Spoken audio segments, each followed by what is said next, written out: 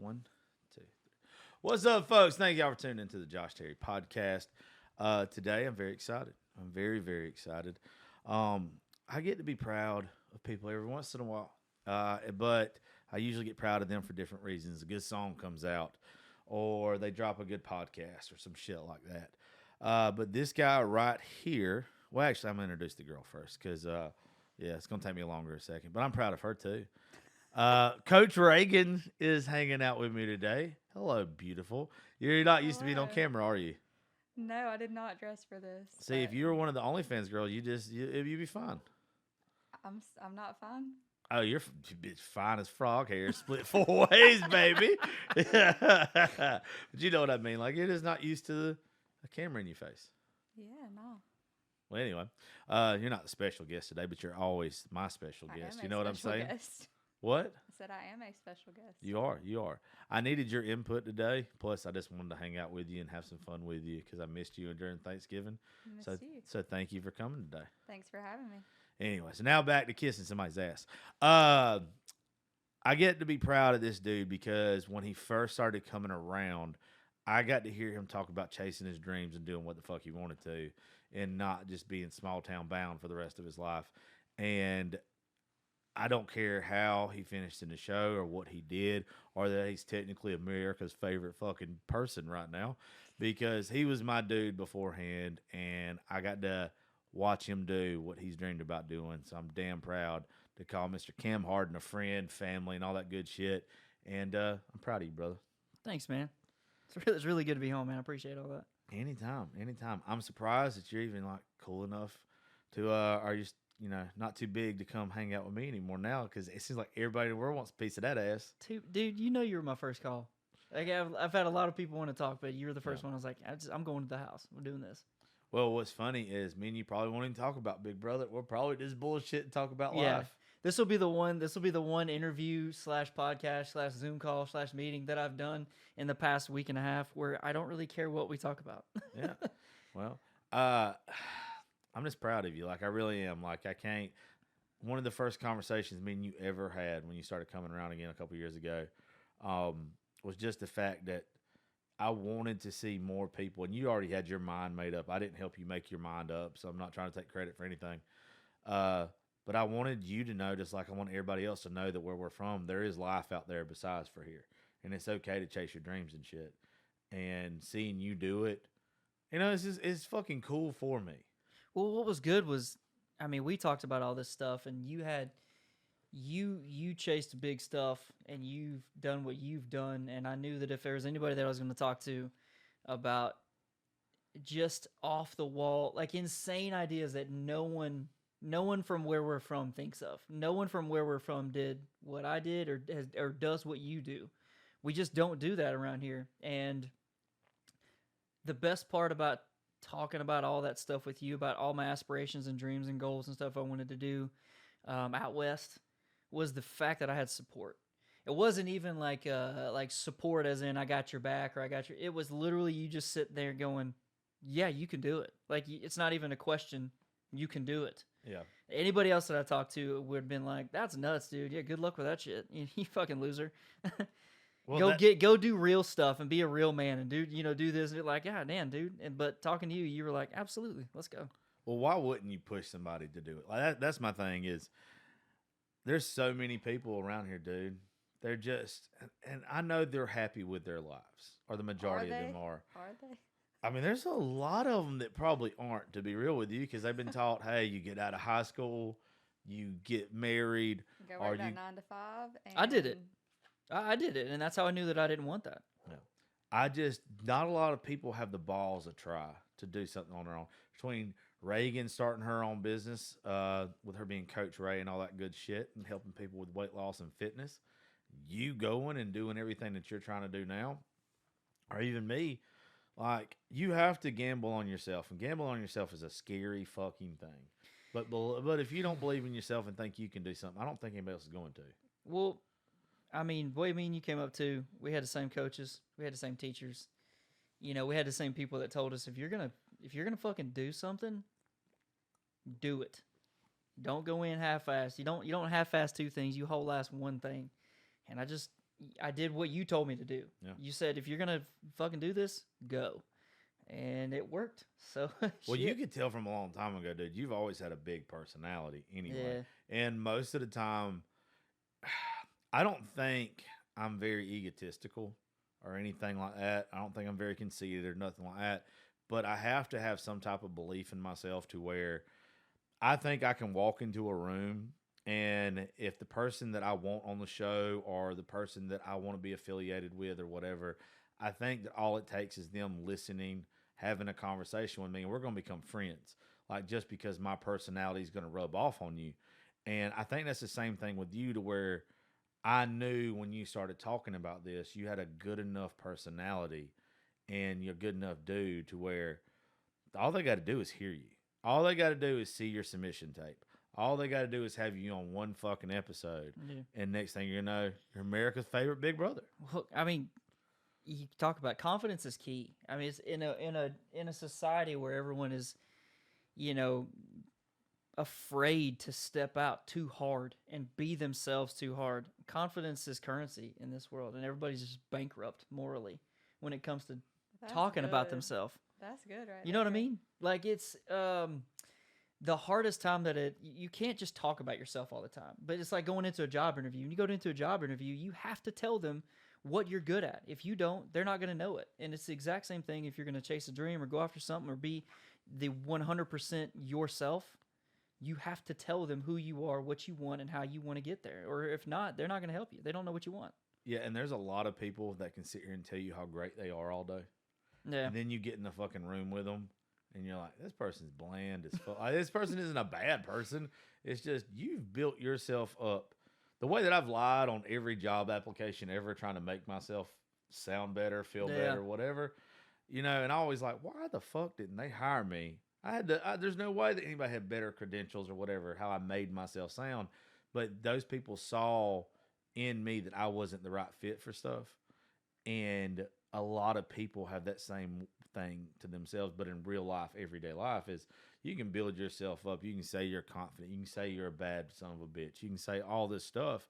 But then when the real people get in front of you, they realize you really lying. It's like, true. you're just not who you are. And, I mean, to Who take you it say you are. Yeah, excuse to me. take it a step too, and this is something that I learned from my dad, and you learned it from my dad too.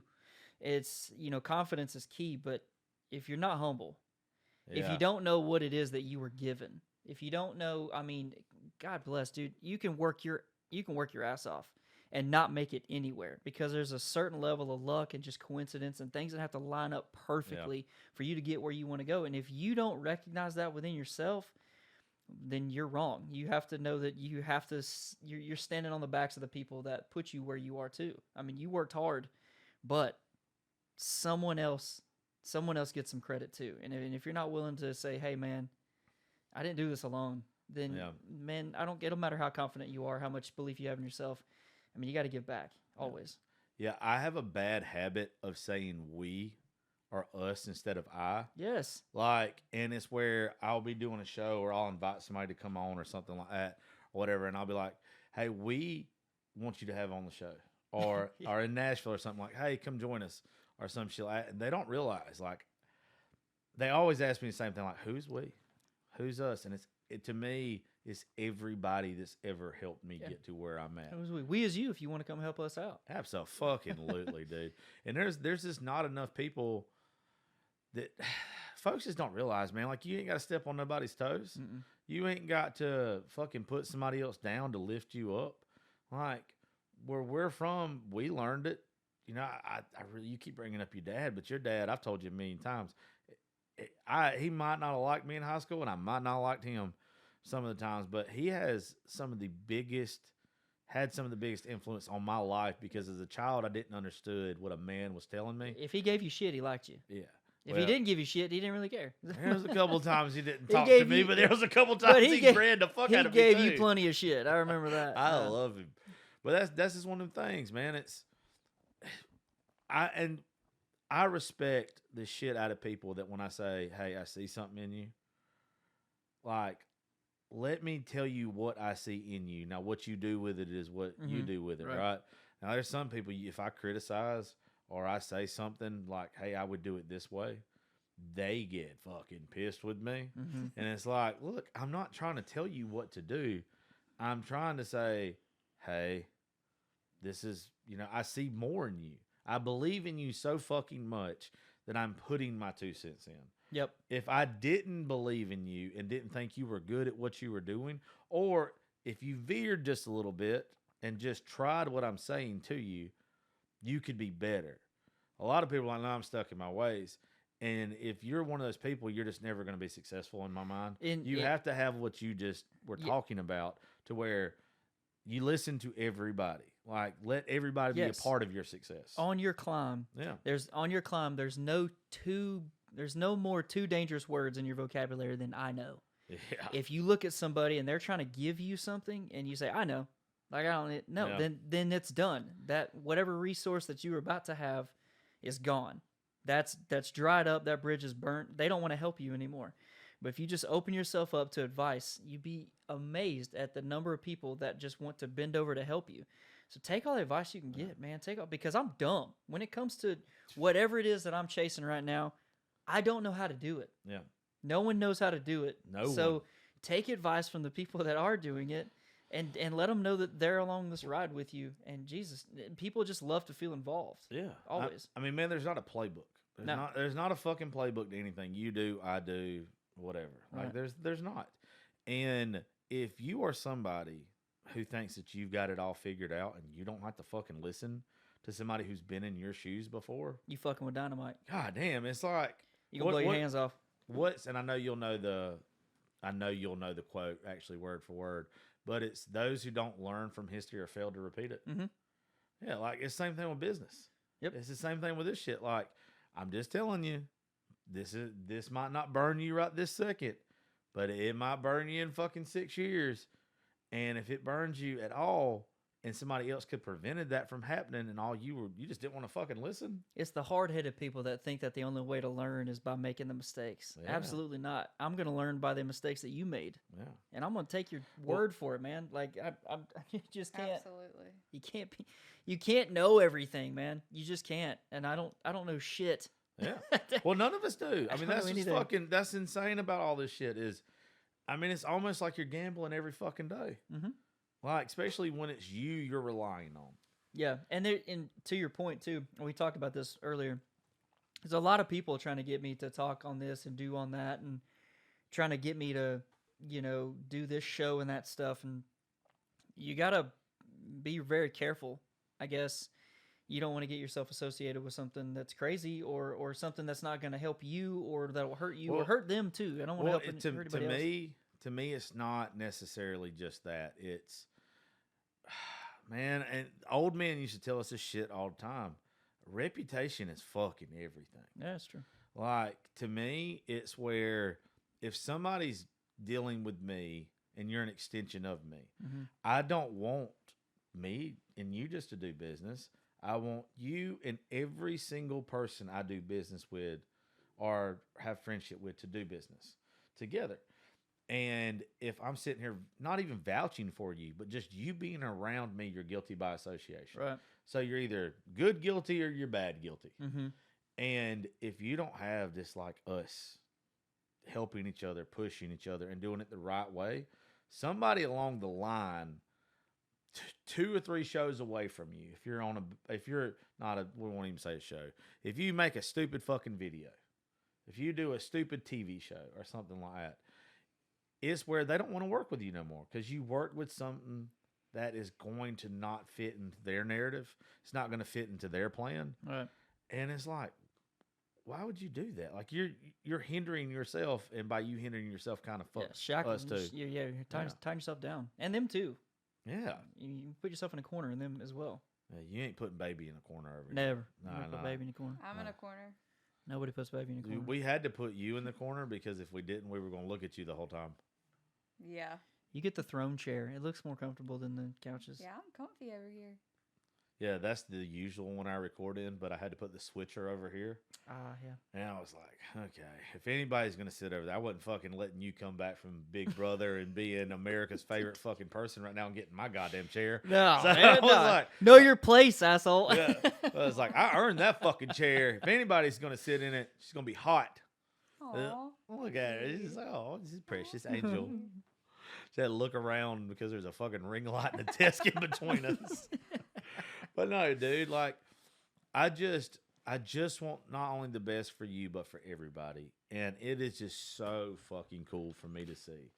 I don't know if you've ever heard me say this, and I don't mean this in a conceited way. It's being proud. It's somebody not long ago. It's probably been 2 or 3 years ago since the Chargers won the Super Bowl. It's the only reason why I know that. I think it's probably 2 or 3 years. And they were like, you realize that you and Leonard Floyd are the most famous people from Dodge County. And I was like, oh, that's cool. And then I was thinking about it the other day, and I was like, no, there's 3 of us now. There's 3. It's nuts. It's so fucking nuts, crazy. dude. From where we're from, Yes. me and you, Yeah. and fucking Leonard Floyd. Yeah, I did a meet and greet in Eastman, and there were like over 300 something people showed up. It was just for like to say hey. It was a random in the middle of like the Terry Coleman Center. Yeah. Just nowhere, and I was like, when I pulled up, I was like, ain't nobody gonna show up at this damn thing. Someone like there was 2 or 3 people that drove from like 7 hours away Aw. to come hang out just to talk and get me to sign stuff and like take pictures. I was like, this is nuts. I cannot believe this. Someone messaged me and asked me if I was going to go, and I was like, no. And they were like, Cam will come over. And they were like, that's your friend. I was like, I know that he has to be, I don't know another way to say this. You got to be on. Exactly. You got to be on that day. Yeah. And I ain't fixing to go. We don't do on. Yeah, like when me and you are hanging out, even like right now, I think you said it a while ago. You was like, anybody else is going to ask me 5,000 questions about Big Brother. Yep. And I'm like, I just want to hang out with my boy. I I just want to chill. I don't want either one of us to have to be fucking. We on sat right here now. for an hour, just you catching me up on life before Yeah. we even started this thing. So Yeah. I'm proud where you were too, man. Like I I did. love being anywhere close to the ride that you're on. It's so much fun. Well, and that's what's going to be crazy about like this, like coming up is, I couldn't wait. There's going to be somebody out there that says, oh, he's chasing clout or whatever, or anything like this. I told you beforehand, before you ever even brought up Big Brother or whatever to me, or before I found out you was going on it anyway, I was like, dude, you've got this. Like you could fucking you could do this. You told me it was like a year ago. You told me that. Like, and that's why I started having you on the show, and I started having you hang out. I think the first show me and you did together was with Chris Bickle's badass. The first one that we did, just me and you together. Oh, okay. Yeah. Okay. I mean, we did some stuff where we would have a group of people at the studio and hang out and talk and stuff, and we would hang out and we go to concerts and bars and stuff. But yeah, no. Legitimately, about a year ago, we were playing. Me and you playing golf, and you were like, "You got this thing," and I was like, "Shut up!" And you're like, "No, for real." You did. You ever seen the scene in Good Will Hunting when he was like, "It's not your fault." You got, and you're like, he's like, "Stop it! Shut up! You did that to me." You're like, "You got the thing," and I was like, "Don't fuck with me." Well, dude, there's just not a lot of people that are confident with their personality. That's true. I mean, it's why can't you be the person that your mind, your body, everything is telling you to be? Like, why are you scared of it? And with you, it was just obvious when you started coming back around some of the stuff that we would talk about. It was like, I could fucking produce this dude's show tomorrow. And, it takes fine tuning. Like, the only reason I started off being better than what I probably should have been was coming from radio and had people fine tune me. But you could see it. You could fucking see it. I mean, you're made for more. And there's a lot of people out there that are made for more, but they're scared to death to fucking take that leap. Yes. And then it gets to the end of the day, deathbed or whatever the fuck you want to call it, midlife crisis, and you can't do it. Well, I think Chris, I don't know the exact quote, but Steve Harvey talks about it and like a parachute, and a parachute only works when you jump off a cliff. Like it ain't gonna. That's good. It ain't gonna just take you away. Yeah. You have to jump. You gotta be have to. willing. And I did the same thing. I mean, I sold my house. I changed. I quit my job. I sold all the stuff I had and paid off debts so that I could be in a comfortable spot to go chase this dream. And that's exactly what I did, because there wasn't gonna just. It wasn't just gonna happen. Yeah. You weren't just gonna show up and people go, "Here you go." I mean, you have to make arrangements. I mean, my dad always told me, the fable about, the 2 farmers, and they both were in a tight spot, and they both prayed for rain. But only one of the farmers went out and actually prepared his field for the rain. And he says, which farmer do you think got the rain? Right? It's the one that prepared for it and like just sold everything and went for broke. 'Cause if you don't have the ability to like make that switch in your mind to say I'm giving everything I got to this thing, it's not gonna happen. Yeah, I think too, like, just and speaking on in life in general, like I know I have a friend that'll just say all the time, "Well, I'm praying about it. I'm praying about it. I'm praying about it." Well, you've got to move. Like you've got to make a move and take action, no matter what. If it's something that you just feel like, "Hey, I'm led to do this, and I know it, and it's scary, and I don't know where it's going to take me if I, like you said, jump out of the airplane before I pull that parachute." But you've got to be willing. You can't just wish for it. You know, they say you can't wish for it, you got to work for it. Like, you got to take action. And it could be the wrong choice at first, but you can change your mind and you can.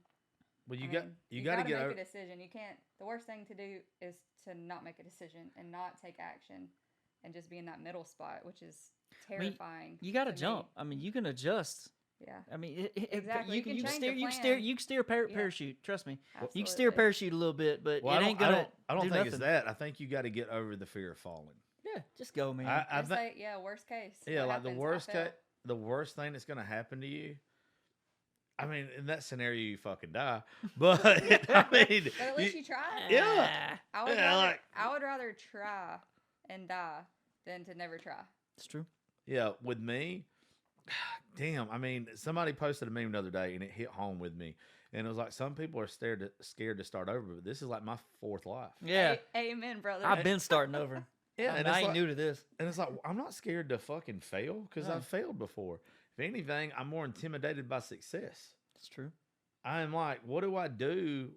Because I have to believe in myself if I do this. I have to listen to other people's shows sometimes and think, damn, I'm better than that. Like, I believe in earning where you're at and baby steps and grinding. I don't want fucking nothing handed to me. I want when something gets put on my plate and I'm good at it, I want somebody to be like, it took him a little while to get there. Well, I've heard, you're right. I've heard artists talk about it too, and they say that the biggest driving force behind them being as good as they are is believing that they're not good at it. Yeah. Like believing that they don't belong in that circle. There's something that they've got to earn. They have to go and make it happen and show people that they have it. I had somebody tell me one time that the best kings are the people who don't want to be kings. Yep. That's a good one. And for me, it's like, you know what? I didn't know I'd be here 5 years ago. I don't know where I'm going to be in 5 years from now. But I'm not scared to, if I fail at some point in time, I'm not scared to. Like, there's so many folks that just, man, it feels like they've never failed a test in their life. They've never got their heart broke. They've never had to pick themselves up and move the fuck on. And with me, it's like, I think I spent all the way up till I was 30 years old fucking failing at everything besides being a dad. That's where you figure out who you are, and you've heard some of my darkest times. Yeah. And you know exactly where I was when I had some really rough time in this town, right here, when I didn't know what was going to happen. And if you don't fail, you don't know who you are. You really just don't, man. As cliche as it always sounds to me, but it's always stuck with me. If you didn't know how bad it felt to lose, you wouldn't know how good it felt to win. It's true. And I'm okay with losing. And I'm okay. Like, people ask me on a regular fucking basis. For the past couple of years, like, my circle has changed several times. Like, and it's where, aren't you sad? Aren't you heartbroken? Like, whatever. And it's like, no, I wish everybody the best. But sometimes, you could have two people dating that are amazing people, and they're just not a good fit for each other. It's true. It's the same thing with friendships. Like, you could be an amazing person, but you're not my person. You're not people I want to have around. And without you getting comfortable with yourself and figuring that out, fuck, it sucks, dude. Like, I can't imagine how people live every day and just think, well, this is the only good thing that's going to happen to me. I'm going to stay in this lane. No, I'm never going to veer. No, veer. Life itself is trial and error. There's no end when you got it figured out. If you think you got something figured out, you're done living. Like, you're not doing anything anymore, so you just got to keep trying. I think if you've got everything figured out, you're a miserable person. You're the worst. Yeah, like, there's no way you're happy. If you honestly believe that you know everything, but you don't have everything that you've ever wanted in life, it's probably you blocking your own blessings. You're in the wrong lane. You got to get out your own fucking way sometimes. You gotta. Yes. Sometimes you just gotta put it in the left lane and let it go. Dude, I'm telling you, like I used to be more closed off, and I'm trying to do better about like being around different people now and learning from different walks of life over the past couple of years or whatever. But I would have been so bad at this if I would have never got out of my comfort zone. If I would have just stayed as a comfortable human being, Oh, I would have been fucking horrible. Yeah. You can't do entertainment. You can't do stuff like I all was of us are miserable. trying to do. I had hit that mark. I had hit the. I had the house. I had the 2.5 cars. I had all the stuff. And my kid was in dance recitals, and it was like I hit a point in my life where I was like, this is not. I don't like this. I Yeah. don't like myself. I'm not being a good dad. I'm not being a good friend. I'm not being a good anything. If I don't chase something that's going to give me joy, I don't know what else to. I don't know how else to put it to anybody. If you're not going after something, man, what are you doing? And if that's what you want, that a lot of people, that's exactly what they want in life. Yeah. They want that. They want to sit on the front porch, and they just want to Be ride. That is their comfortable. dream. The comfortability. And I'm absolutely almost jealous of those people. But if that's what you want and you've attained that, incredible, Yeah. incredible. But it just wasn't. I just couldn't do it anymore. Same. I Same. felt like it was eroding me, like deteriorating. I just was nothing. Well, here's me and a girl named Brianna Miller did a show a couple weeks ago, and we kind of got on this topic, but it was where I firmly believe that in order for you to be a good husband, good wife, good dad, good girlfriend, good boyfriend, whatever, a good mom, all this kind of stuff, you have to first be happy with yourself. If you're not happy with yourself and doing everything in this world to make yourself happy, you can't make those kids, those significant others happy. Where a lot of people have the mindset to where I'm not going to do what I want to do and I'm going to make myself miserable just so I can make you happy. And that is just... That's terrible. And that's a terrible thing to settle in. Yeah.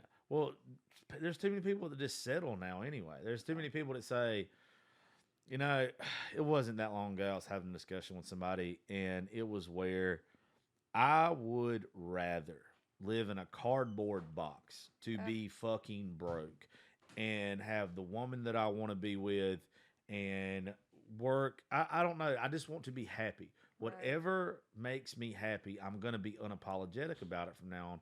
I'm not going to be like, you know what? I've got to give this up today. If I wanted to do crystal meth right now, I know that sounds so fucked up. There's a far extreme here. Crystal who? Crystal meth. I never heard of her. Yeah. If I want to do crystal meth right now and it made me fucking happy, I'd be unapologetic about it. I'd be a fucking crackhead by the end of the week. And you should. But I think at some point, and I don't know if it's like a transition period that you go through when you go through some crap and then you don't get out of it. It's like you get this, I don't know, I feel like people have this guilt or this, like we're supposed to have ease in life. We're supposed to have a good time. We're supposed to be joyful. We're supposed to be around people that bring us joy. Yeah. And we're supposed to be proud of it. And we should want to show it off and show it off in the best way and say like, hey, like you said, like this is my person and I'm going to have a good time and I'm going to be happy. And we live in this cardboard box and I love this box and this is what I'm doing. And I think at some point, and it takes a lot of peace to get there. And I know me and you have talked about that before, this peace that you've found and you're just like, screw it, I'm gonna do what I want to do. But you have to get there, and that takes jumping out of the airplane and taking a risk and being scared. I'm scared to death of comfortability. That makes me just like, I can't. If I was sitting here a year from now in the same chair having not grown any, that would upset me far worse than making a wrong decision in the meantime. Yeah, that's failure. Like, that is just That's that is what me that as is. a person. Like in my soul, I want more, and not more things. I just want more of life and True. more out of life. You have to grow, and a closed-minded person to me is never going to be happy. Like it is ridiculous. You cannot tell me with all the beautiful things in this world. I have been my entire life so against going to LA or New York or anything like that. And then it's like, I've got friends that have gone out there now. They're like, it's not what you think it is. Mm-mm. It's like, so why have I been so against it? Because of a Hank Williams Jr. song from back in the fucking, before I was ever even born that I've sung my whole life? It's like, fuck it. Let's go to New York. Dude, let's live. Hey, I'm here to tell you right now, brother. People in California love people like us. They just love the way we Dude, I talk. walked up and down Hollywood in a cowboy hat and fucking Wranglers and belt buckle. Oh, they love And you. they ate stopped me. that They up. stopped me every 10 feet, and they were like, "You're Cameron," and I was like, "Yes, I am." What do you what do you want me to, what do you say to that? I don't know, but That's awesome. they would like the shit out of you. I'll tell you that right now. Yeah. I'll be real with you. You doing what you've done, and it's something that recently happened to me and Raegan. I'm gonna try something in the next couple months, and it's just like something else I want to add to me, so I can say that I did it. But like seeing you on TV and being like, you know what, Cam wasn't scared to fail. I'm not scared to fail of doing this. Like me and Raegan went to a comedy show, and a couple weeks ago, one of my buddies, Alex Morrison, who's extremely funny, he was like the headliner or whatever that night. The rest of the show, I would have rather jumped out of a plane without a parachute.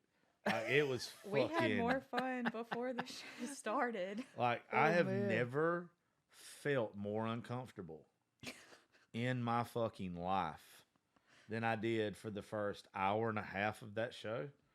I guess I'm a good story. Like I've realized something in the past couple of weeks. I can tell a story. You can. I can sit here and I can tell you from You're a start to finish. thespian, my man. Yeah. And if I can do that and I'm comfortable with that, I can do some shit to where I come up with a bit, but I don't just, these people, all they did was try to make you laugh. And I know you go into a comedy show, you're like, oh, of course, this is what the fuck you're supposed to do, right? No, you're supposed to tell a story that makes you laugh.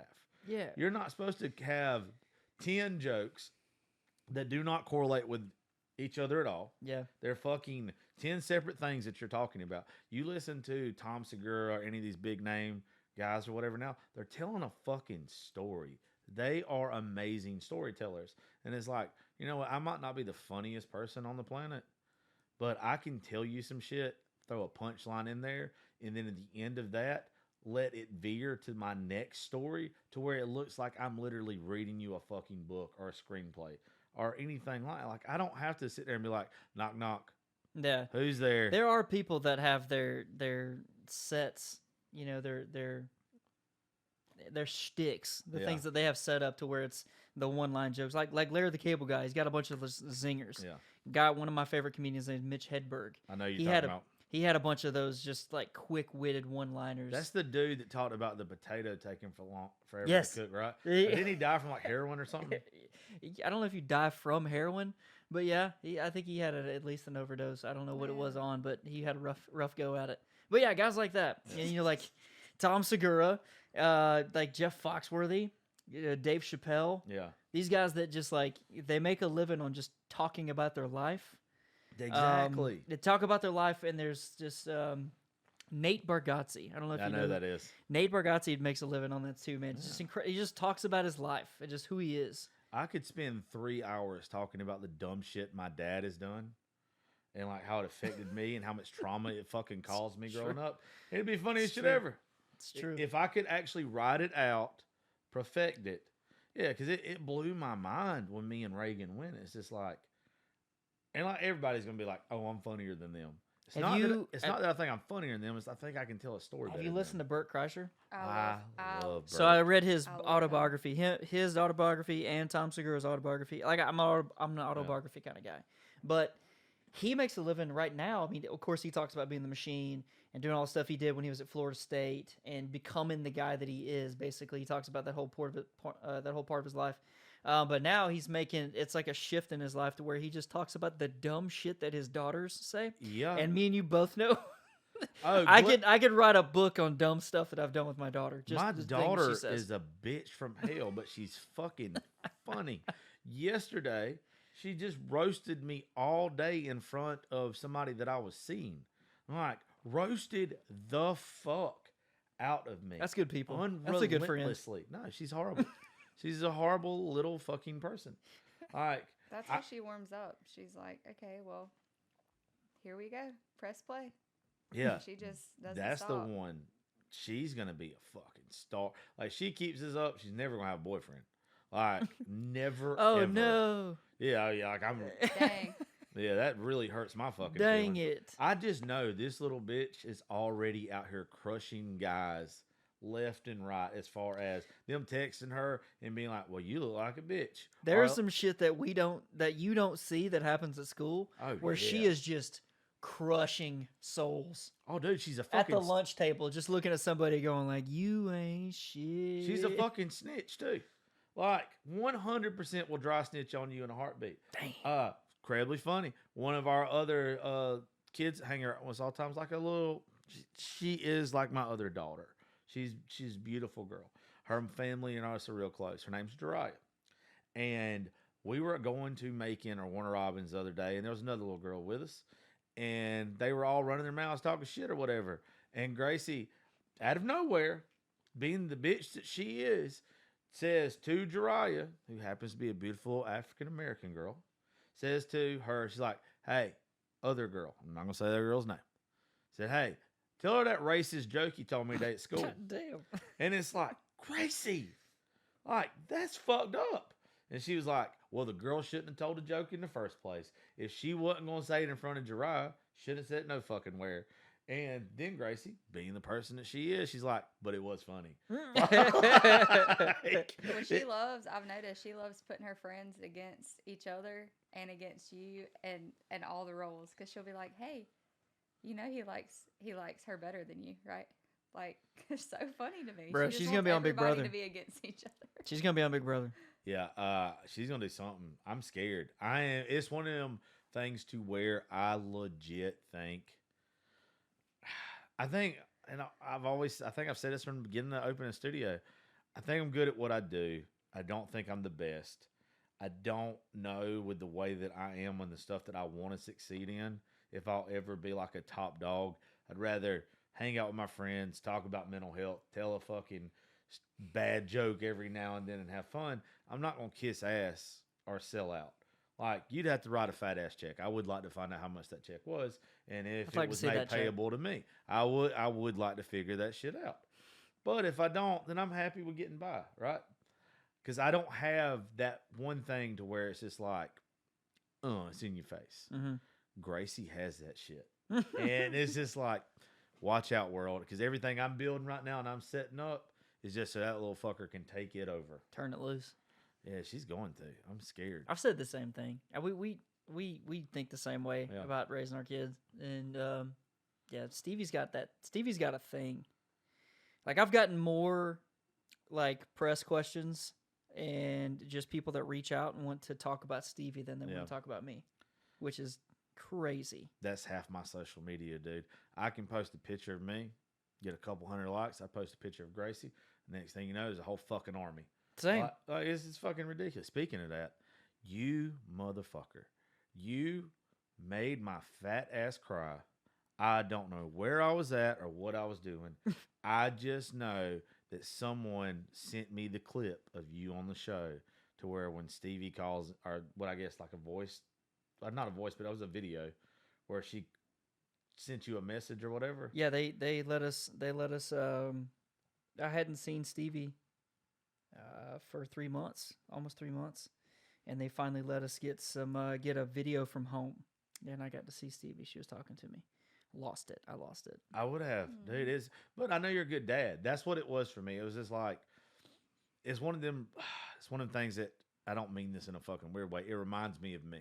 Yeah. Like, it reminds me of no matter who I've got to be around or what I've got to do, or when you get to meet somebody that's fucking 10,000 more times as famous than you, nobody touches you like your kid. Like, that's your reason.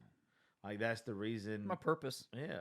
Nothing else mattered. Like, so when I get that. I'm saying, Oof. yeah, I knew when I saw it, that in you, I was like, I already knew he was a good dude. I love this dude. And I already knew you were a good fucking dad anyway. It's obvious.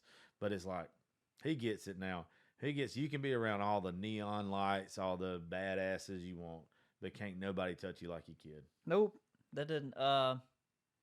And you had me squalling, bitch. That's the Nothing. point. You had me wherever I was at. I was like, y'all gotta leave me fuck alone for a minute. Now I remember that day because they the production says, hey, we got this fun thing planned. So we had to do some shoots, and we had to do some other house guests came in the jury house, and we had to talk to them and their journey and all the shit that they had done, and we had to watch the competitions that happened. And they were like, "Okay, guys, after this all ends, you know, it was like hours of shooting, and then they said after all this ends, we got something fun planned." And we're like, "Fuck yeah, dude! We're gonna have like margaritas." Or like we're gonna turn it loose and they're gonna play some jams and we're just gonna get up here and have a good time. We're like, this is gonna be awesome. Let's hurry up through the shooting so we can do the fun thing.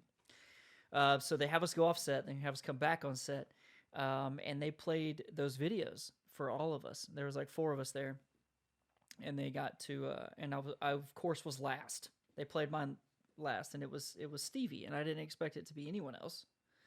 And it was just her talking to me, and she was talking to me about how it's okay that you didn't win, Daddy. You're a winner in my book. You gonna make me cry now, bitch. It was, and you know, she was just telling me, you know, how much she loved me and that she missed me, and then she told me about, you know, her report card and how good she had done in school, and that she couldn't wait for me to get back home. Dude, I couldn't talk. I could not form words. I was just like breathing. I couldn't, like, it was and then it ended, and I looked at the production and I said, that shit was fun. That was the fun thing that y'all had planned. That was nightmare for me, dude. Yeah. What was that? So I was like, we got to have a conversation about what we think fun is, because that was not fun for me. Yeah, if your kid sit there and said, "It's okay, Daddy, you didn't win." Ah, dude. Let me tell you, you know what Gracie would have said? You fucking loser. Do not come home. Yeah. All right. Gracie would have been like, I knew you weren't going to win. That's exactly what my punk ass kid would have said. You ain't got that dog in you, son. Yeah, she'd be like, I knew you was a bitch, Dad. Like, how you gonna let everybody else beat you like that? Like, don't even change your name. Don't even come back. You can't come back now. God, it's awful. Yeah. It's true, though, she would. Yeah, fuck my kid. Yeah, you're sitting. That's love why. Gracie. That's why I told you, if me and you end up doing stuff in the future and you get more part of what we're doing, we're probably gonna rename it. We're probably gonna name it like, Stevie Studios or some shit. Fuck my kid. She don't even, dude. She's so ungrateful. But like, it's in a cute way. How ungrateful. Yeah, she's Like a so setup for a joke. ungrateful. I took her to Nashville while you were gone. God, why? So like, I let her help host an all-female show at Live Oak. Oh, that's cool. Okay, that's cool. It was cool, and more people wanted to talk to her than me. Yeah, And I get it. Yeah. You got nothing but female artists there. Raegan actually was sweet with us and went and helped me watch Gracie the whole time. Nobody wanted to talk to me. They wanted to talk to Gracie. And Gracie was just like, I don't fucking care about these people. She's got people there that literally are over the fucking moon to talk to her. And all she's like, I just want to text my friends. And it's like, you know what? I'm trading you. Like, it's time. I'm fucking getting a re-up. They don't pay me enough to give a shit. Yeah, that's Wait, what you're it getting is. paid? What? Yeah, exactly. What was it like when you got back home to her, dude? It was honestly weird. I mean, because I didn't know how she would receive me, because I've always just been daddy. But now I've been daddy on TV for 3 months. And I didn't know how she was going to, like, take that. I get it. That's what Gracie doesn't like about this. Yeah, stuff. She wants me to be daddy. She doesn't want me to be Josh Terry to the rest of the world. It took her a second, because she's got so much of me in her, to where she has to sit there and kind of, you can see it in her eyes when she's like calculating things, and she's like, are you, like, show me who you're gonna be before I know who I'm supposed to be to you. And then there was a moment of that when I was just like, and then I just turned it loose and I was just daddy, and she was like, yes. And then we just hugged and cried and hugged some more and hung out, and she was like, didn't leave my side, literally, for 2 days straight. Yeah. She did not. I had to take her to bed. We had to sit in the chair together, and we're inseparable. So after that, it was like we had to get it all out of our system, to where it was like, okay, I'm not going anywhere. You're my boo. Yeah. We're tight. We're cool. I'm always been daddy. You're always my girl. We're good. And then she was like, all right, you're good people again. We're going to do this. So it was like a minute of adjustment. And then after that, it was hell on wheels. Dude, that's sweet. I was kind of worried about that, because there's not a lot of people that understand like the first part of what you just said there. And me and you, by no means, like right now, you got the whole fucking nation fucking watching you that watches Big Brother. And with me, it's been a couple years of shit for me, but right now you're 10,000 times hotter than I am. But I've had to already had those talks with Gracie and stuff before, to where like she would be weird as fuck if somebody walked up to Walmart, or walked up to us at Walmart, or somebody said something to us, or somebody wanted to be on the show that she loves or whatever. And she's like, "How the fuck?" Like she just didn't get it. Yeah, people stop Stevie without me even there. Like Yeah. she'd be out with my mom and shopping or doing something, and yeah, I mean even teachers at her school are like, "How's your daddy? How's everything going?" They're like, they ask her about me, and she's like, "He's good, I guess." I don't. Yeah. So it's been an adjustment for her, but I know that she likes a little bit of the attention. But she's also got a lot of me in there, Yeah. where she's just like, "Hey man, I need a little space. Can Yeah. you just back the fuck up for a little bit?" So it's interesting to see her be me in front of people, because your kids are like a reflection of yourself, Yeah. to where you're like looking in a That's mirror. why I'm fucked, by the way. Yeah, yeah, it's true. But she's handling it all really well. And actually, she goes on lives with me sometimes too, and people are just like lose their fucking mind. They're like, "Holy shit, it's Stevie!" Oh, my shit is always way more people when Gracie's involved. Oh, I had it like I had more hits on. We went and watched a movie the other day. We went and watched Trolls, and I had on Fleetwood Mac t-shirt, and I mean it's no secret that Stevie is named after a lot of my musical influences. You know, Stevie Nicks, Stevie Ray Vaughan, Stevie Wonder, and so I had on a Fleetwood Mac t-shirt the other day. Randomly, we went and watched Trolls, and I put out pictures, and people are always quick to comment on Stevie before they comment on me. And they were like, "Oh my God, like I just caught it. Is Stevie named after like your Fleetwood Mac fan?" And I was like, "Welcome to the party, guys. Yes, Yeah. my kid is aptly named for my musical influences." So it was interesting to watch the public go like, Wow. "Wait a this is- yeah, second. put it Wait all a damn together. second." So, by the way, have you seen Trolls 3 yet? No, is it Not your thing? good? Yeah, it's bomb. Listen, I need to take my nephew and see it.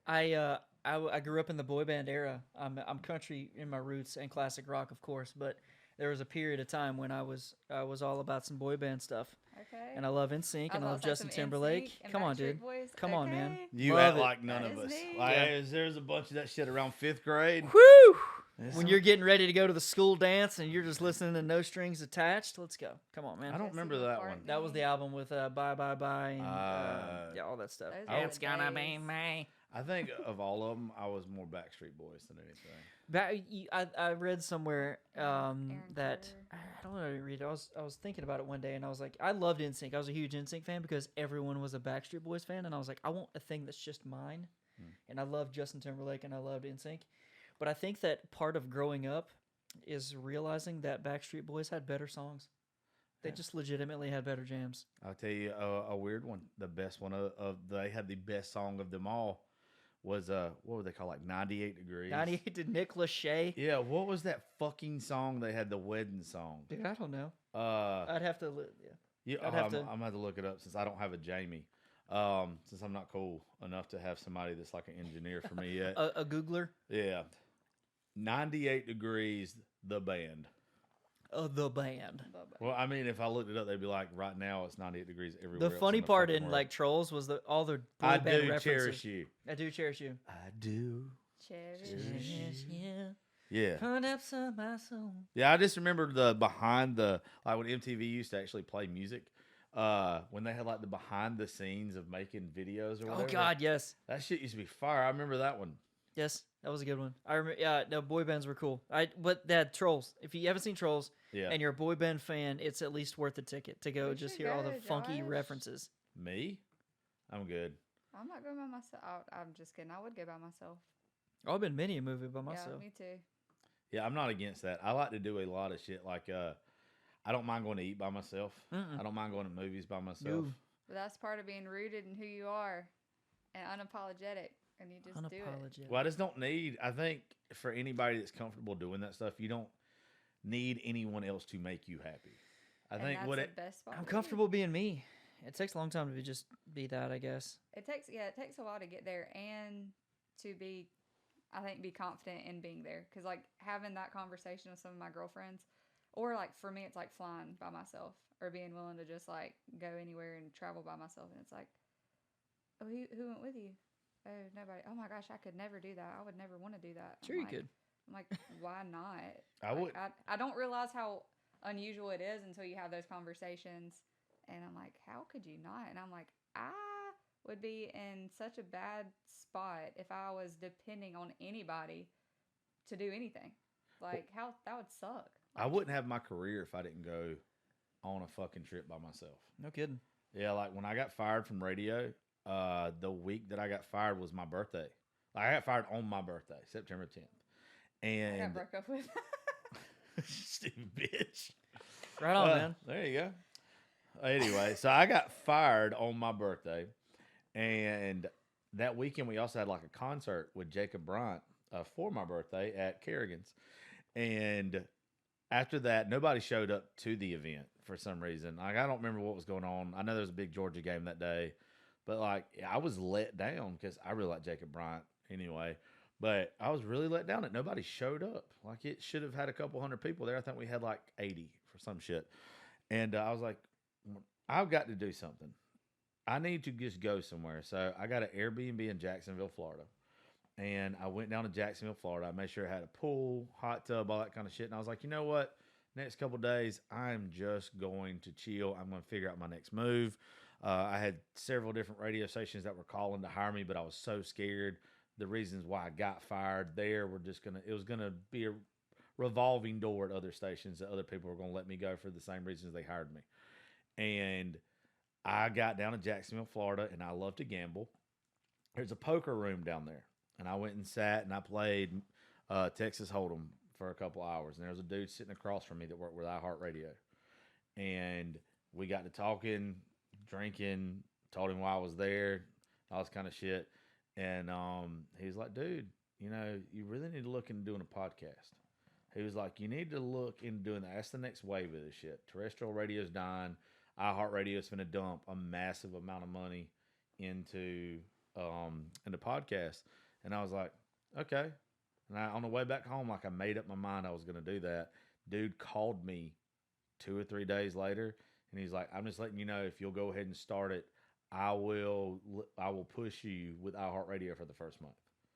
Like, and dude never couldn't tell you his name now. Don't fucking remember it. It's been almost 4 years or 3 years ago. It's been over 3 years. And dude never asked me for $1. He just liked my company. If I would have went with anybody else down there, I would have never had that conversation with this dude. Sometimes the best conversations and the best experience of life, you're supposed to do alone. No shit. And too, that's just such like a great example of had you, like you said, either went with somebody or just not even gone at all and just been like, you know what, I'm just going to be in my head at the house. Like, you stepped out and then things align for you and people will cross your paths. That's one thing that I'm so thankful for. And we've talked about this before, like things that I was heartbroken over or lost about 2 years ago. Well, I would have never left my corporate job and been willing to just do whatever. And then I would have never really had the relationship me and Josh have now where we can pick up and go and travel and do what we want and put me in rooms with people that help me, and not just like business wise, but just help me as a person. But you have to be willing to go through the suck and just, like you said, step out. And now you have this great thing that some random iHeartRadio guy helped you with. And two, like a lot of us are, I'm not going to say we're loners because we like being around each other. But it's real cool when a lot of people that can just make themselves happy being alone find each other. Oh yeah, no, there's an entire energy in a room when it's full of people that are comfortable within themselves to not need something, to not need another person, or to need some sort of an outcome in the party.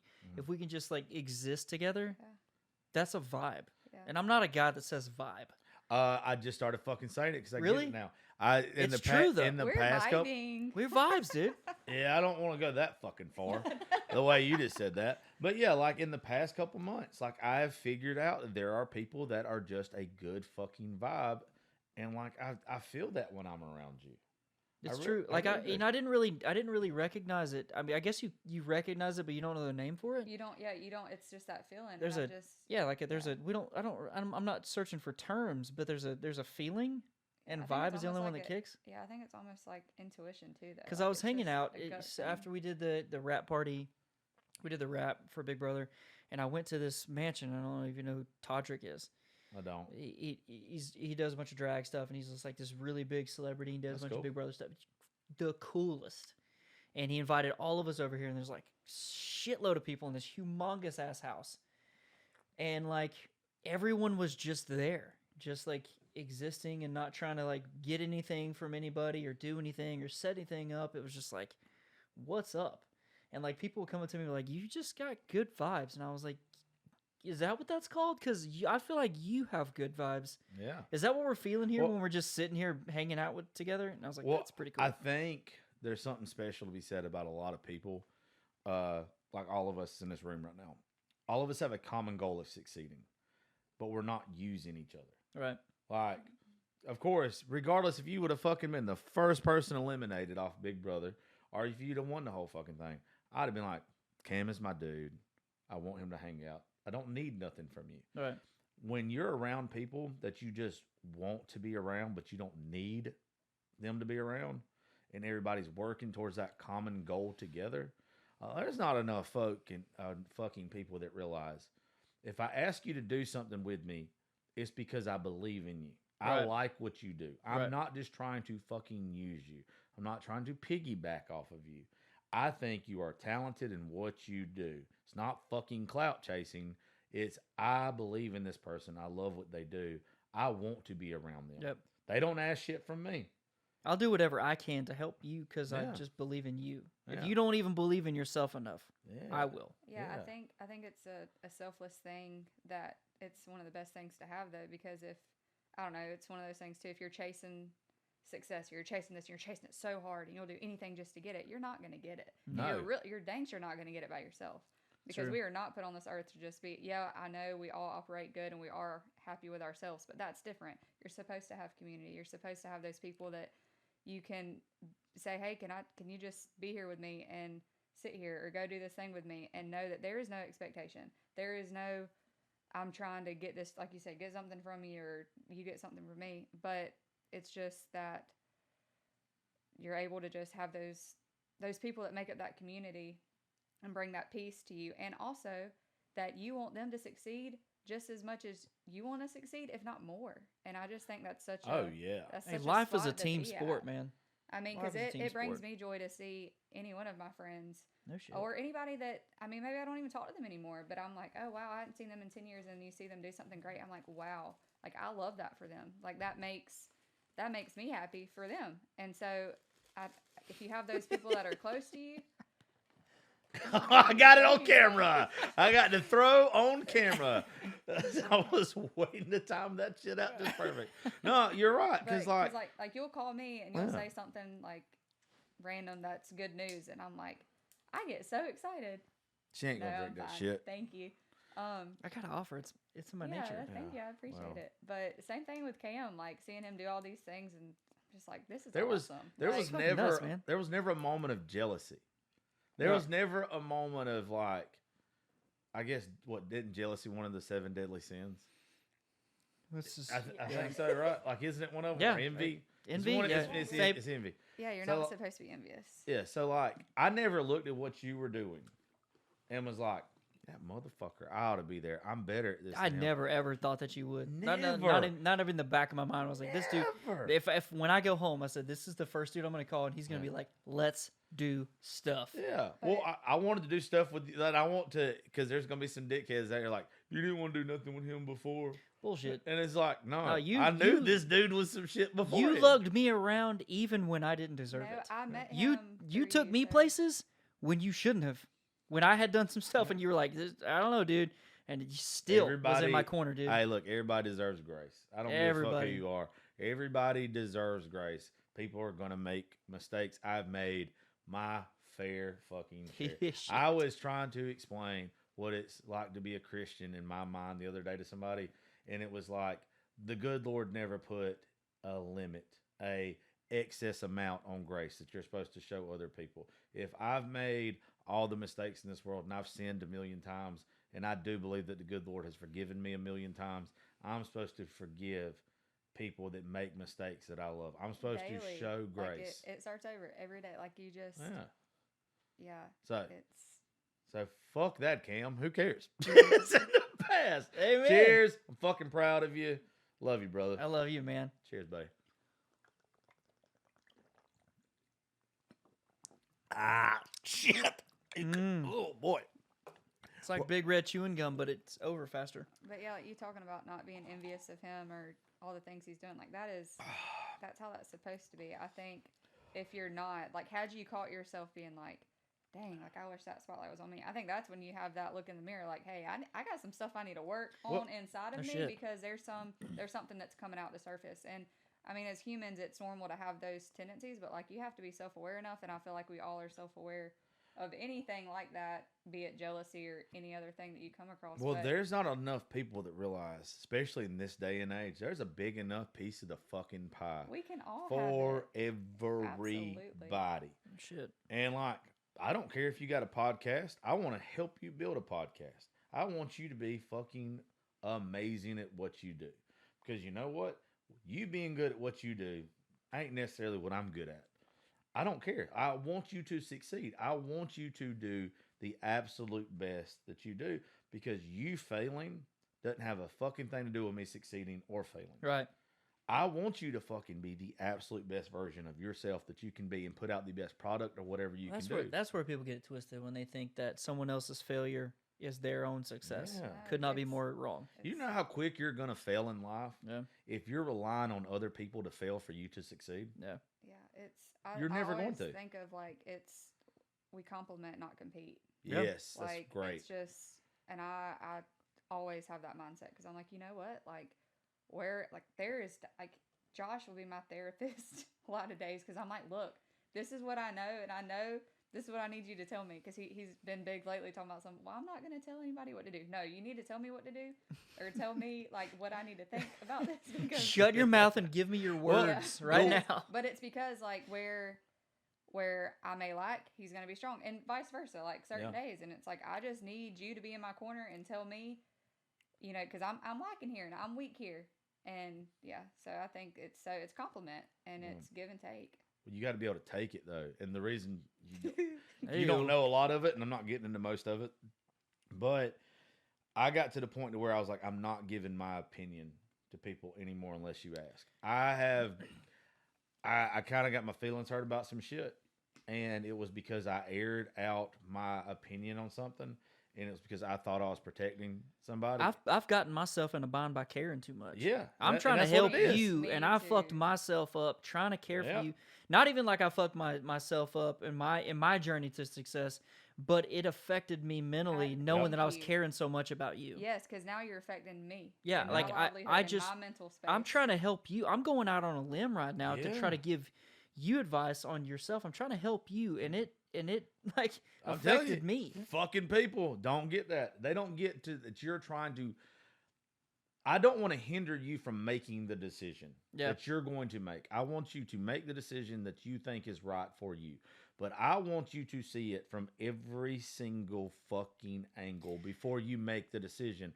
And if I care about you and I love you and I would do anything for you, I'm going to, I used to, now I'm backing off a little bit unless somebody like Raegan asks me, like, I'm going to tell you what I would do in your situation. Not what you should do, but what I would do. And there's a lot of people that's like, no, you're going against me.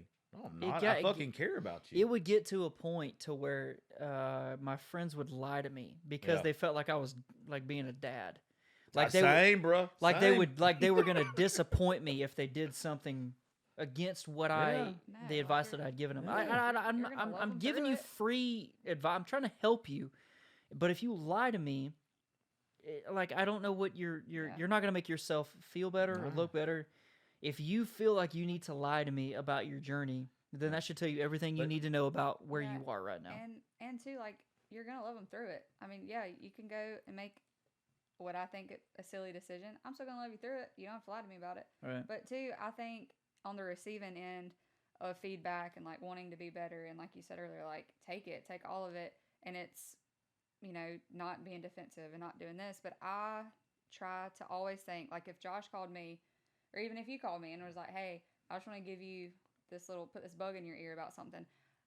Just by you calling me, I'm assuming positive intent. I'm assuming that you're calling me with my best interest and your best interest at heart, and that you love and care about me. So you're going to give me your advice. And I'm assuming positive intent. Or if somebody hurts your feelings or you get hurt over something, okay, well, let's assume if that's somebody you love and care about, they had your best interest at heart. Don't assume, hey, they were trying to hurt my feelings or they were trying to do this thing.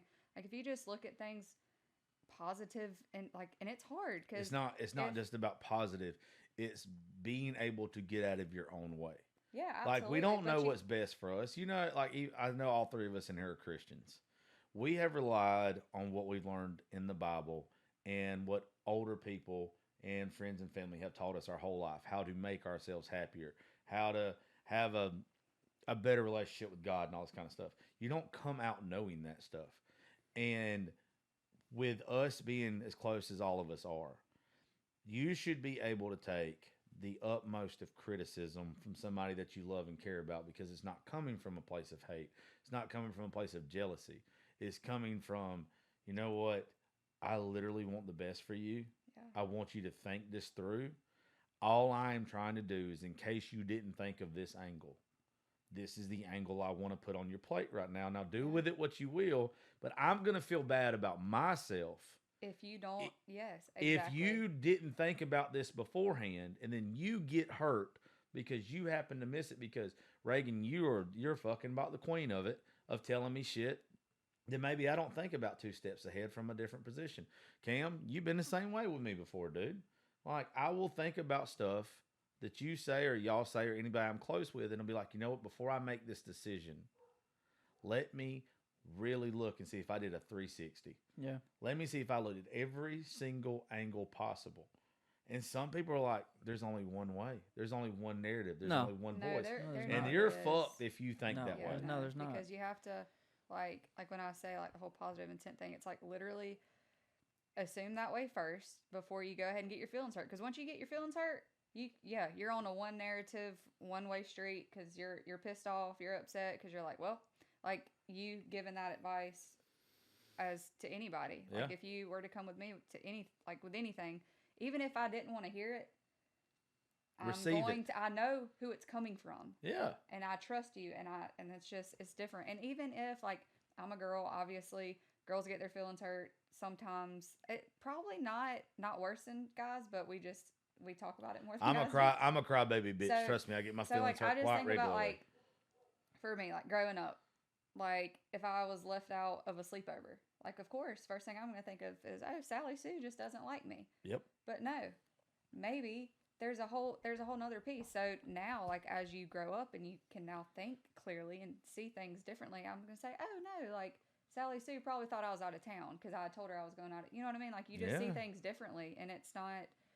You don't get your feelings hurt. You haven't done anything. If you're living, whereas nobody should be able to say anything bad about you, what are you worried about? You should be dude. You should be overwhelmed with joy. Damn, Sally Sue. The worst. Sally Sue is the worst, dude. Yeah. Fuck Sally Sue. I never got invited to the sleepover. I can't believe it. You should be overwhelmed with joy if you have people in your life that are willing to step on your toes because they love you so fucking much. And it's true. Yeah, that's true. Absolutely. And I am. And in the same accord, we were talking about it earlier, I'm honored to know that there were people that lied to me because they knew that I honestly had their best interest at heart. Yeah. And they went against what I was trying to tell them because they wanted to do something rather than doing something they knew they were supposed to. And they couldn't face you for it. The fact that they lied to me about what they needed to do tells me that they hold me in a higher regard than even myself. They look at me and they go, wow, this guy's actually like really wants me to do a good job, but damn it, I really want to go do this thing I'm not supposed to do. Yeah. So in that same accord, and this is the stuff that I tell when I'm talking to people about all the stuff I've done over the past few months, about forgiveness. I'm talking about Sally Sue. I still say fuck Sally Sue. Fuck for not Sally inviting Sue. Raegan to the sleepover. But the forgiveness aspect is it goes a lot deeper, and it's actually surface level as well. When it's like I want to tell you that it didn't bother me that you needed to do what you thought you were supposed to do. I'm proud that you asked me, and I'm even proud that you were afraid to tell me what you wanted to do, and I forgive you. And I've had a lot of people that have talked a lot of shit about me from the show that I did, and I have not once, not even during the show, after the show, any interviews or Zoom meetings or podcast interviews I've done, never once have I come out and said anything negative about any of the people that I went through hell with. Yeah. And I know that they had to get these things off of their chest. And I'm only saying this because we're in this room with us, and I know that we're these type of people. That shit didn't bother me. None of what they said bothered me because I knew that they had to get this thing off of themselves, and I was just over the moon happy to have even been a part of what they did and what we all had to experience in the house, and the press and the lights and the craziness. I'm grateful. I'm overly grateful. And the only thing that if I was going to ever give any sort of like word of advice to anybody listening to this stuff, anything we're saying right now, is just to forgive as often as you possibly can, because not too often are people out to just screw you over. They're not out to go against your wishes because they think you're a dumbass. They literally love you, and they're trying to do their own thing, and they think that they're doing the right thing. Forgive them, support them, love them, because those are the people that need the most love right now. Yeah, without them ever asking, because you're a lot of times I'm going to get asked to forgive, or hey, please forgive me, or whatever. You forgive them for you and for them. Both. Because you're like, okay, you know what? I'm giving you the benefit of the doubt. I love you. I care about you. I know where your heart's at. I like to think I know where your heart's at in this. And if not, you know what? I'm forgiving you anyways, because that's what I'm supposed to do. Well, that's the biggest part to me, is forgiving for myself. Absolutely. I know, like, to tell somebody, hey, look, we're good. But if I tell you that we're good, in a way, it's also telling me I have came to terms with what has happened. I'm cool with it. Let's move on. Let's go back to where we were before this shit started. Now, we've had that in our relationship. Yeah, but I mean, but shit happens. And it was easy because me and you have that mentality. Yeah. I mean, and that's the thing. Like, you're going to make fucking mistakes. It's a family thing. Yeah. It's like you are going to fuck up. Nobody is perfect. I don't live in a glass house, and I ain't finna throw fucking rocks. Yeah. You know, like, there's no reason to. And the people who don't realize that you're going to make a mistake and you ought to show grace are the people that's going to be at the top of the totem pole. They're going to fuck up. And because they never showed anybody grace, they're not going to have anybody to catch them when they fall. Mm-hmm. With all of us, it is pretty much like this. It's, hey, if Josh makes a mistake, if Cam makes a mistake, we're going to be there. We're going to catch them when they fall. We're going to help build them back up. We're going to be there. And I'm not talking about social media. I'm talking about just as a fucking person. Yeah, in life. Right. Like, just in life. Like, you're going to be there for them. There's no way everybody makes a mistake. If you don't show grace to the people you care about and move on and help them better the situation, you are setting yourself up, if nothing else, the second that fuck up happens with you, you are fucked. And from experience, all of us, when you do fuck up, when you make that wrong step, own it. Yeah. Own it completely. Absolutely. And say, God, dude, listen, I tore this one up. I absolutely. I think people messed this respect that, one though, up. Cam. I think people respect. Oh, absolutely. That is so attractive. Like, if you can own up to anything, even if you're on the line about it, if you're like, I don't know if this was taken this way, or maybe it wasn't. Either way, I'm going to own up to it and say, look, this might have been perceived as this. I apologize. I will work on this, or whatever. Like, I have so much respect, and that is just like one of the most beautiful things. Well, if you don't do what you just said right there, that is you saying to everyone around you that I know what is absolute best for everybody in this room, that I know what is right. Yeah. Your opinion doesn't matter. I know what is right. Right. And that's not the way it's supposed to be. It takes a fucking village even to raise us, not to start youngins. Right. It takes all of our fucking tribe to get to where we want to go. It's true. And if you're not one of those people that wants to be a tribe person and you want to be a you fucking person, Somebody told me something a long fucking time ago. Beware of people that say I instead of we. Mm-hmm. And I didn't know what that meant. I did not know what that meant until I started working in social media. And people just do not get, why don't we success? I've said it a million times on this fucking show. Me being successful will not mean a fucking thing to me if my friends are not right there with me. If I reach the fucking mountaintop and every one of my friends are at fucking rock bottom, it will not mean nothing to me. I want everybody that I love, I care about, that's in the same realm that I work in, to be right there with me. If we don't all have a common goal of getting there together, and you feel like you have to be superior to me, or you're fake, then please do me a favor. Don't fucking come around, because my heart gets put out there, and It's true. I'm gonna fucking care. It's true. I'm gonna care to where I make it weird with this sometimes. I'll forgive you, but it's gonna fucking hurt. Yeah. I've had those. Yeah. I It's gonna think fucking too, hurt. the whole like forgiveness and the grace thing, something I struggle with is like I give grace, and if I get to the end, it's going to be like, okay, I might have gave not too much. There's really no such thing, but I'm on that end, and I'd rather be on that end than not giving enough. But like, not with myself though. I think we also have to forgive and give ourselves grace as we give it to others, because I'm really hard on myself, and I'm sure all three of us can like relate to those things of like, okay, well, Absolutely. especially when you're in this, we're all trying to do better, and we want to Mhm. grow, and we want to do these things, and like I'm so easy to give grace and forgive, but then I'm like, dang, like, am I doing enough? What am I doing today? Like, is this enough? Should I be doing more? Like, how? I don't know. I think it's doing enough. I was actually just fucking going. I do a lot of weird mental shit now. You haven't been around, Cam, for the mushroom part of my life. Mushrooms have changed my life. Great Not, game. not even like to be high microdosing has changed. If you thought I was a decent person before, I'm more happy with myself now. And I think me being more happy with myself has radiated out to my friends. Well, that's beautiful. I I do. think that's exactly what. Listen, I'm a hippie, so I'm a hippie cowboy. I'm weird. Yeah. So things like that I'm telling you. light me up, dude. I love that. I talked to the schoolgirl over here so much about it. She ate one of my mushroom gummies. Didn't do shit for her because she only ate one.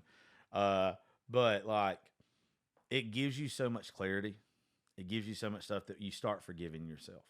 Stuff that you're holding kidding. against yourself Oh man, that you don't even realize why the fuck you're holding it against yourself. it's heavy. Look, I think everybody listens to this show or whatever, and I'm not gonna call it no names, recently went through some shit to where we ain't around some people no more. I literally wish these people the fucking best. I really do.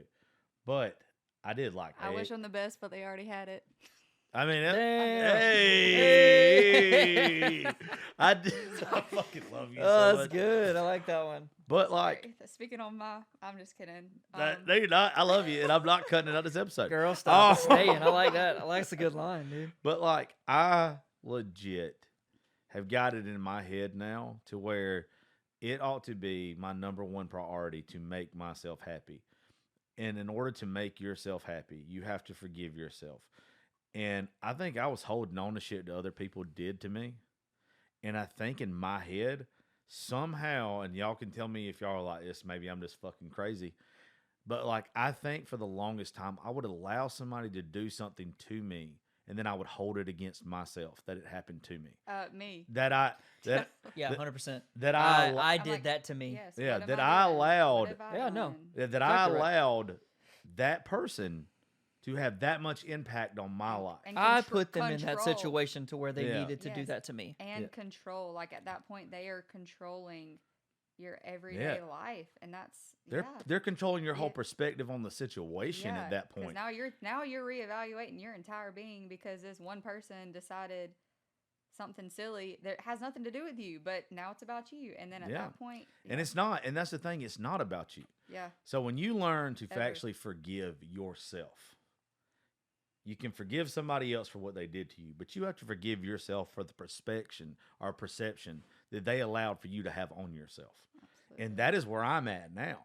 Like, it's where, you know what? I can say this in the nicest way possible. But when I say fuck them now, regardless of who they are, I'm not singling anybody out when I say that. if you aren't on my team, if you don't have the same drive, the same outlook on life as I do, or whatever now, why am I getting fucking mad about it? Why am I holding it against you? I'm allowing you to have that control over me. I can't let it go, even though I've said that I forgive you, because I haven't forgiven myself for allowing you to have that control over me. It's just peace. Yeah, it's just peace. My Right. peace now, dude. Fuck, my peace is priority number one. Yeah, it's it's- happiness versus joy. And it, yeah, You can and get some contentment. happiness. You can get happiness in a can, but joy Yeah. takes It's- time. Joy takes forgiveness. Joy takes And peace. it's literally gladness not based on circumstance. Yes. Like that's what literally the Bible says. And it's so hard because I think about like, okay, maybe I've been sad lately, maybe I've been whatever, but you know what? I'm still joyful. Like Yep. it's Yeah. not that I'm just so happy and everything's great. No, it's no matter what, I'm okay. It's gonna be okay, no matter the circumstance. And I think that, but it's also the peace. Because if you have peace, everything else will align and you will have that joy and you will have that contentment and you're serving others around you at some form, some capacity. And I just think that will pour back into you. Like if you can have that community of people that bring you peace, that are also joyful, that are not Well, just bringing I that really do down. think that it is, even though we were joking about the vibe stuff earlier, like how we didn't till recently understand it or whatever. I think the older you get, the more you actually. I've said it a million times, but if I'm around positive people, I'm going to be positive. If I'm around negative people, I'm going to be negative. And the more that you're around people that's got that same vibe, that same vibrations and all that shit that you do that put out the same stuff that you want, the more you realize, like, okay, I'm doing good. Yeah, Like, it's a drive. yeah. You're on the same accord. Like, happiness is temporary. Yeah. Right. Happiness is the juice, but joy is the sauce. That's the stuff that sticks. Absolutely. But I'm still a petty bitch. So I'll say this. It has made me realize this, though, that if you don't have that outlook, if you choose to pick negative, if you choose to throw other people under the bus so you get attention, you know what's going to happen? You're going to be the person that gets hit by the fucking bus one day. And with all of us, we're just not like that. We just No. want to be fucking happy. Yeah. There's not enough people that just like, there's a lot of folks that can't make up their mind in this world what they want to do. And Bitch, don't you start. There's not enough people in this world that can't make up their minds what they want to do. Now, why can't you be positive about that? Why can't you say, you know what, I don't know what I want to do today? Why exactly. why That can't is- why can't I just let it come to me? Why can't I let and the enjoy good shit come to me? and enjoy the waiting and enjoy Yeah. the like hey we were talking about plans earlier. I mean, I have a lot of plans. Yeah. And I've had a lot of plans in my life. And did they all go through the way I thought? No. Have they changed? Absolutely. But you know what? Forward is forward, and day to day, what am I doing to get there? And if it changes, it changes. But it's not, I think, too, we get caught up on this is just as a human race. For some reason, it's a rat race to get to the happy spot. Like, well, I'll be happy when. I'll be happy when. I'll be happy when. Okay, well, guess what? What are you doing in the meantime? That's when life is happening. That's when you're supposed to be finding joy and happiness and all these things that you're waiting till you get to some point to where you're like, okay, well, now I can be happy. Like, your life just passed you by. Well, I and think that's not a good spot there's to a be in. sports saying that I think's only came around the past couple of years. I want to say the 76ers GM back in the day, or a couple of years ago, is the one that coined the phrase. But it's trust the progress, our process.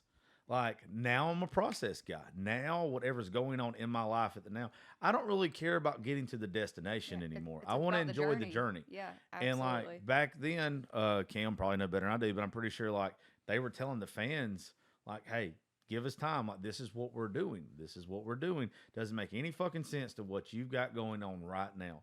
But if you trust the process and enjoy the process, when we get to the mountaintop, it's going to be even fucking better." And that's the same way with your everyday life. There's too many people that are too goal oriented. Like, you're supposed to have a goal. But if you only focus on your goal, you are literally missing every stepping stone, every lesson learned, everything that you were supposed to do that was supposed to bring happiness and joy to your life along the way. You really only think, hey, just like now, I want to be fucking rich one day. if I missed everything along the way that made me rich, ain't I going to be miserable when I get rich? Like, if I don't enjoy everything, Yeah, it's not gonna be what you thought it was gonna be. And then too, even if you don't make it to the mountaintop, like you might get on the edge, you might get to that crest, and that might be a way better spot than the mountaintop. And I'm just like, why not embrace that? And two, I used to coach competitive cheerleading like years ago, and one thing I would tell my cute little cheerleaders, they would all be so nervous. They'd like, I'm about to be sick going out on the stage, and I'm like, well, let's transfer that anxiety to excitement. Like we talk about the unknown of the future, and we don't know what we're going to be doing a year from now, or 2 years, or 5 years, 10 years. We know what we want to do, or we think we know what we want to do, but why instead of being scared, like be excited. Embrace like it. like how awesome is that I don't know what's coming. Like, and there's no way to know, so you might as well just that's the be beautiful side. excited. I love that. Like I anxiety love to that part of it. excitement, and that is anytime I get anxious as I don't know what about my future, what I'm going to be doing, I'm like, okay, wait, you know what? I'm excited. And I it's love gonna be good. I love the concept of your blessings right around the corner. You just got to earn it, right? But the reason why I love the concept of it is I can't see the blessing because it's around the corner. Sure. I have to enjoy everything up to it. I don't know what my blessing is. I don't know, and every one of us this has happened to us. You didn't know something was going to be good for you until you got it. You didn't know that it was going to bring you real joy until you were in that situation or you were at that place. You probably wanted something else. And when you wound up with what you were supposed to get, you realize it's what you were supposed to get. It's realize where you were supposed to end up. There's a lot of us, if we would have got what we wanted, we wouldn't be happy. So our blessings being around the corner and just not giving up till you get there, in my mind is like, why wouldn't I just be happy, be positive, know that my blessing's coming, not have my mind fixated on what is one blessing? Yeah, I was about to say, and too, like there's blessings Yeah. right now. I mean, there's Like, Cam, and throw there's me going a to be fireball. That'd be a blessing blessings. right now. Well, people have put too much pressure. People put too much pressure on it.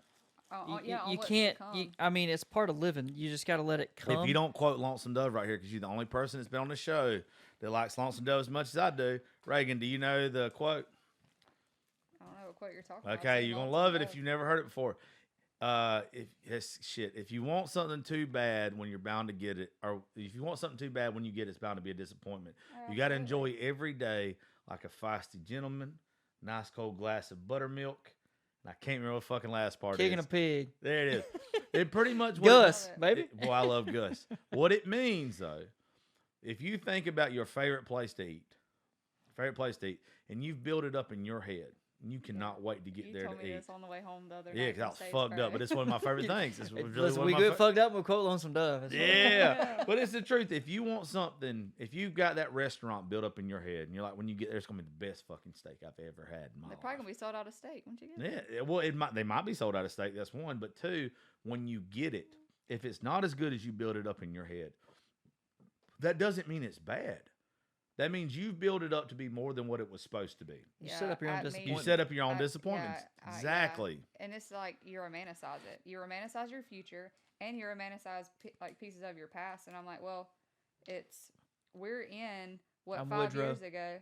Oh, you're definitely Woodrow. I'm called, baby. I'm Gus. I'm Woodrow, man. Oh. But it's like we're living in the what we used to talk about our future would be.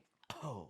So I think there's a lot of joy to be found in that. That like where we're at right now is where we used to be like, oh well, in 5 years or next year I'll be happy. I'll be this. Okay, well we're here now.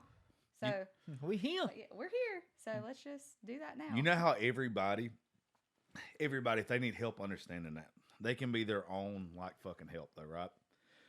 Think about how you just said that. Now think about where you were 5 years ago and what you wanted, what you lust after, what you begged for 5 years ago. Now you think about today. Are you happier today than you were 5 years ago? Then baby. think about the same way looking for the future. Exactly. It's Yeah. where in 5 years I can sit here and say that I want to be this, this, and this. Now, if I don't enjoy that along the way, I'm fucking myself. I'm taking myself out of my life's equation. Like I'm literally saying, if this doesn't happen for me, I'm gonna be miserable. To where 5 years ago for me, shit, I might have been married to somebody else. I might have been fucking miserable right now. But I was miserable 5 years ago. 2018, I was married. Yeah. So yeah, but I mean that's where we're gonna be. If you don't enjoy the process, if you don't enjoy every single day, if you don't show grace, if you don't forgive, not just other people but yourself, you're never gonna get to where you're supposed to be. I've always said you might not always be where you want to be, but you're always where God wants you at. you're exactly where you're supposed to be. Yeah. Yeah, as long as you just keep pushing and believing those gut feelings, those intuitions, that discernment of like, this ain't right, this isn't what I'm supposed to be doing, or the whole in between. Don't be in between. Make a decision Trust the process. and just do it. Do mushrooms. Dude, I'm telling you, This it'll episode change brought- your fucking life. This Dude, episode brought to you trust the by process. mushrooms. do Yeah. mushrooms. Got I it. mean, you have to. I mean, I you do. don't People trust have process, to do do mushrooms, but I you really should. want to Totally like, should try I it. want to actually like do them to where I like have that moment. There's been a lot of self discovery lately. I'll put it that way. A lot I love it, of 'cause self discovery. I mean, I have that anyways, but not at the capacity you've talked about. So Well, it's like I quickly. told you the other night. Like, and you might think I'm crazy, or you might think that I was too fucked up to remember this.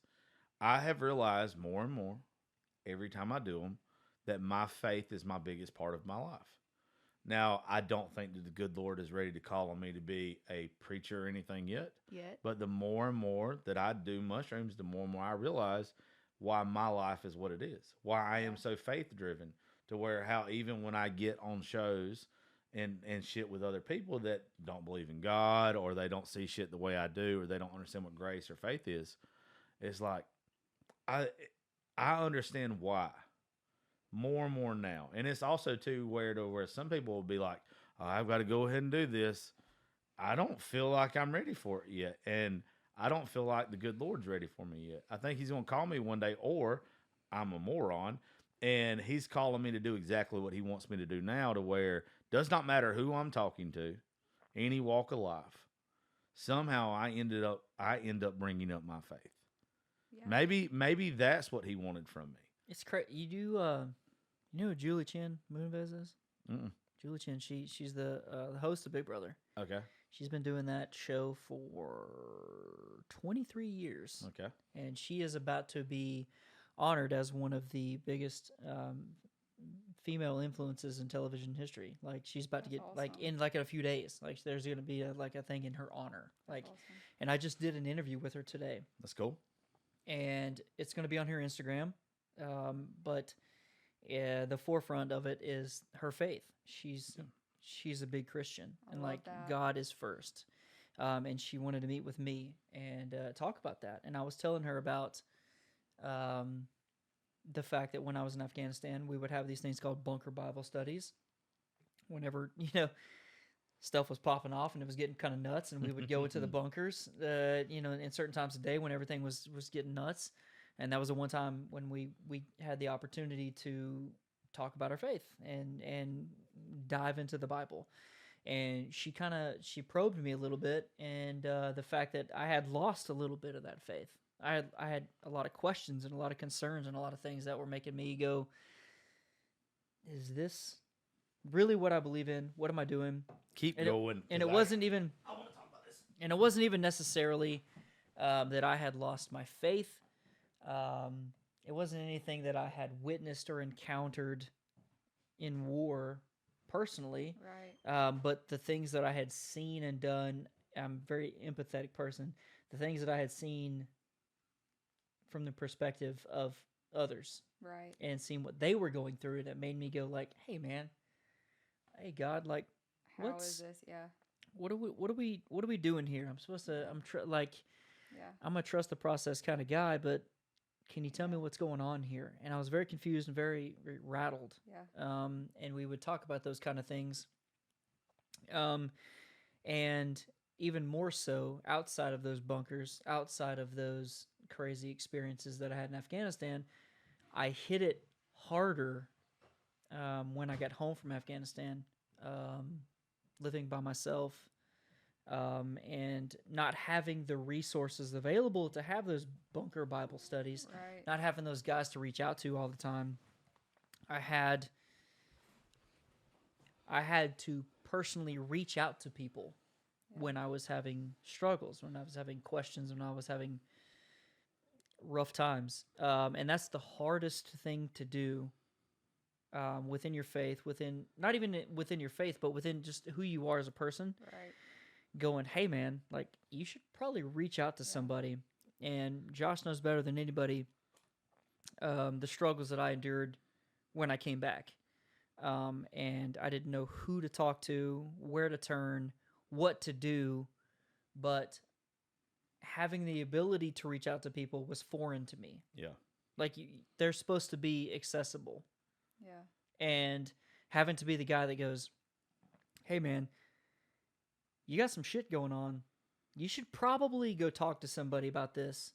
Not like a professional, but just like find Support system. someone, find Right. someone to lean on." Right. And I was telling, I brought up Julie because I was telling Julie about this in the interview today, and it hit me too. Then at the time, what not only I went through, but the majority of the people that have gone through the war and gone through battles, struggles, not even in military, first responders, firefighters, EMTs, these people that have endured just horrendous events, but normal people that have had to endure things that we can't fathom, Yeah.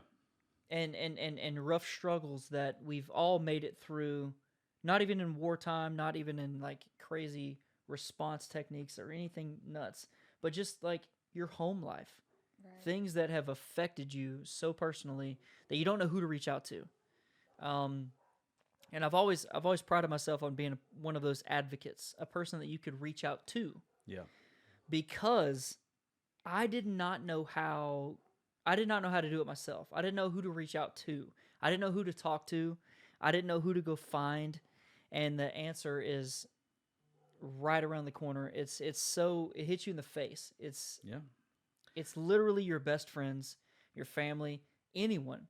The moment that you open up to someone and tell them what you're feeling, everything opens up. I think, and I mean this, and there's going to be some people that have faith that are Christians are going to get super mad at me what I'm about to say. I think you are supposed to question your faith. Oh yeah, you're supposed to. We're not supposed to understand. Yep.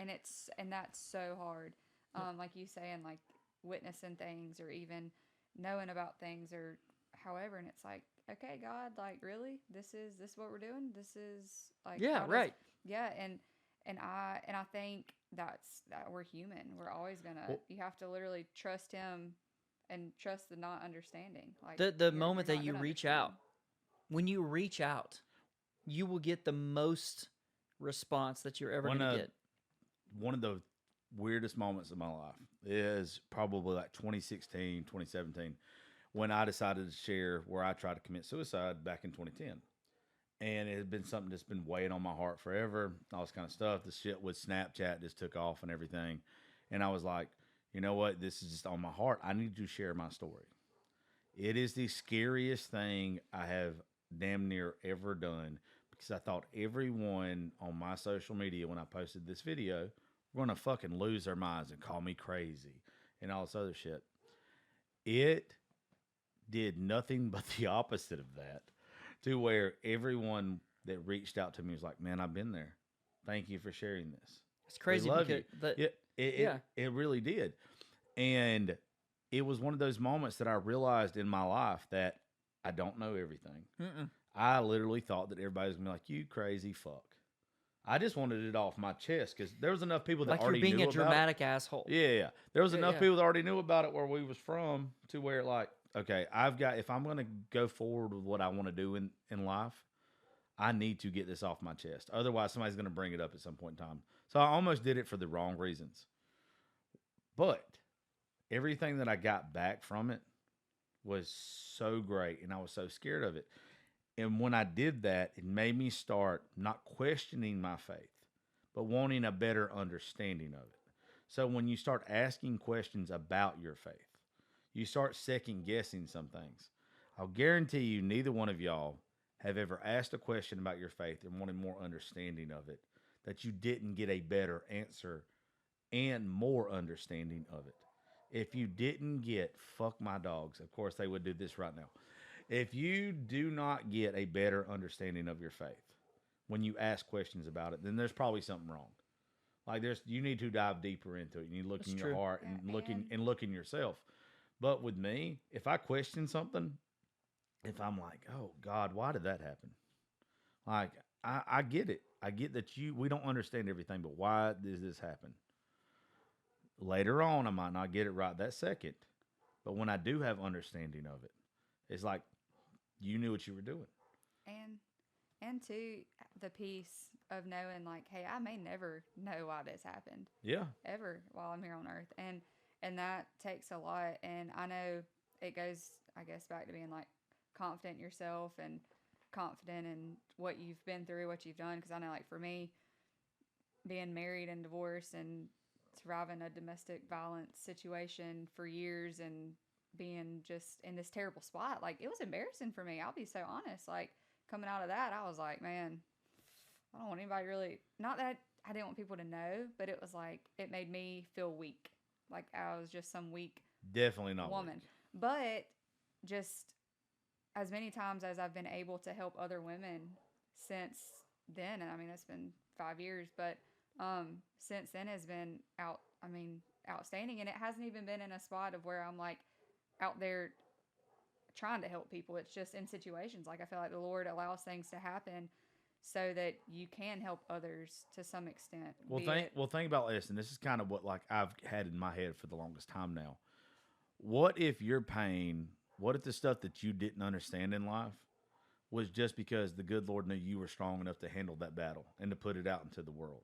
It's true. Well, yeah, like and brave enough and just willing to say, okay, like, okay, God, use me and use my story, use my testimony, and not only for us but for those around us. And because if you hadn't shared your story, like I know just in the time I've known you, as many people as you've talked to and shared your testimony of your whole life. And I mean, it's, if you can help any, especially young people, younger than us, because obviously age and wisdom sometimes go hand in hand.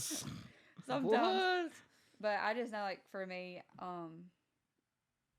helping others in those situations, because for me, like I was young and I was 15 when I got in a not good situation that I didn't understand at the time, but I'm out and I'm alive and I can look back and be like, okay, this was not right, this is not okay, and you can scream it from the rooftops and help others that are right there and help them up and help them, like you said earlier, like I don't want to go through it. If you can tell me not to make this mistake, I'll trust you. Like No kidding. Yeah. I believe you. Please help. And Yeah. it's such a cool thing to have the peace of still not knowing and being okay with that, but diving deeper and not letting it just halt your faith, because it's not about us, it's about Him and what it's, and we're human. We're not going to understand. And you're right. And this is something that she talks about, age and experience. This is something I've come to terms with. Not everyone has the faith that we have. yeah, And being an advocate for those people is hard to do because we have experienced the things that we have experienced. Right. And we have had the ability to get through it because of our faith, because we've had the just amazing ability to go, well, it's God's plan, and this is what we can lean on that. A lot of people don't have that type of faith, so there's this disconnect with the ability to go, hey, it's okay, just trust the process, and hey, it's okay, here's the things that you need to do. And there's a proactive sense there from going, trust in the faith, to, well, if you don't believe in that, how else can I help you? Yeah. So that was an interesting opportunity for me when I became an advocate for not only veterans but for first responders that had gone through rough battles. Right.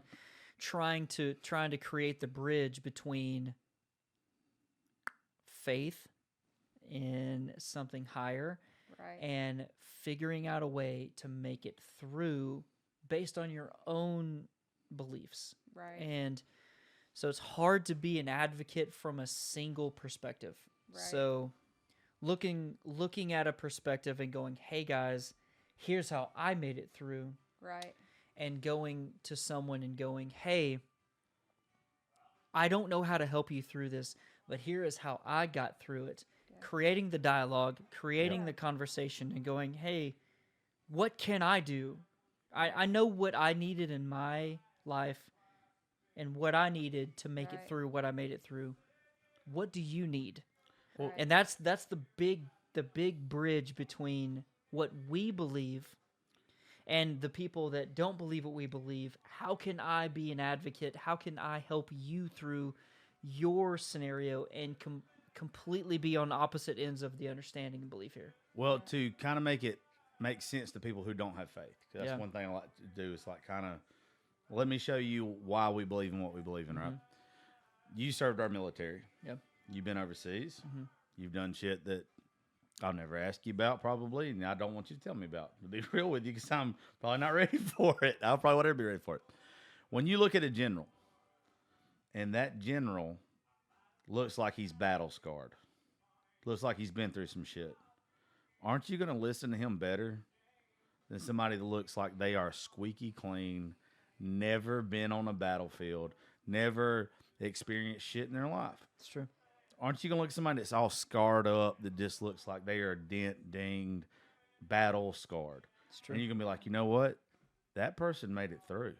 Absolutely. If they made it through, why am I not listening to them? It's true. And that's the same thing with faith. That's the same thing with all of us. It's like we're battle scarred in one way or another. And it should be our mission in life that if you are battle scarred, that however you got those dents, dings, those scars, to help the next person from getting them. I'll carry that flag. Yeah, I'll carry that flag all day. And two, Here's like, what I did. What yeah. can I do for you? Yeah, exactly. absolutely. Like, how can I serve you? And two, like I joke all the time. I'm like, I'm thankful that I've lived 50 years and 27 years. Like, I'm thankful that I went through some crap, and I know there's gonna be more crap to go through. But I'm thankful because obviously that was for a reason. But two, like going back to the if you don't just because you don't believe what I believe, okay, well I just can't help you because you don't love the Lord. Like I know, like I by definition, okay, I would like to. That cliche thing of like let them see Jesus in you. Okay, well, what did he exemplify? Yeah. How can you be a good friend? How can you be a good, even if they don't? What can I believe what you do? can- yeah. But what how can I serve do? you? I will love you through this, and Yeah. but I'm not going to shove Jesus down your throat. But I want to be an example of how he would be if he was here right now, Right. and what he would do for you. And I just think, like you said, I mean, you're going to respect that, and you're going to respect, hey, they're a good person. Like, whether or not they believe what I believe, they seem to be a really good person. They treat me really well. And then at some point, you can share your testimony, and it might grow to a faith-based thing. But if not, hey, you're loving them, and you're serving them, and you're there for them. Well, and that's what I've we helped you are make called, it through your hurdle. and that's what we're called to do. We're called to serve, and we're called to love. And Yeah, that's right. that's what you got to do. I don't always think either, too. Like, Take what? Well, You don't think what? I said I always don't think either that we have to like remember that just because we have faith and that we're Christians, that's the only thing out there in the world.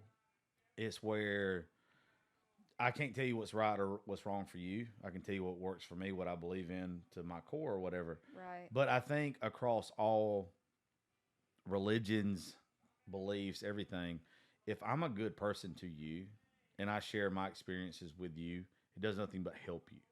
Now, what I think is beautiful about that is if you're lost in this world and you don't know why I have what I have and why I view things what I have, then I think you come to me and want to know, well, tell me about God. Yeah, tell me what God exactly. means to you.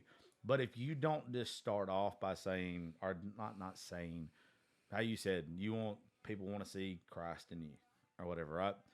Like if you're just not a good person and you just don't radiate that out to people. And then they find out you're a Christian, and they're like, "Oh, well, I don't want any. I don't." Yeah, man, they're not nice at all. There's a lot of people that push that Christian thing right off the bat when you meet them. Yeah, Tell me it isn't always better. And I'm just weird about this one. So, like, I don't think I've ever said this on the show.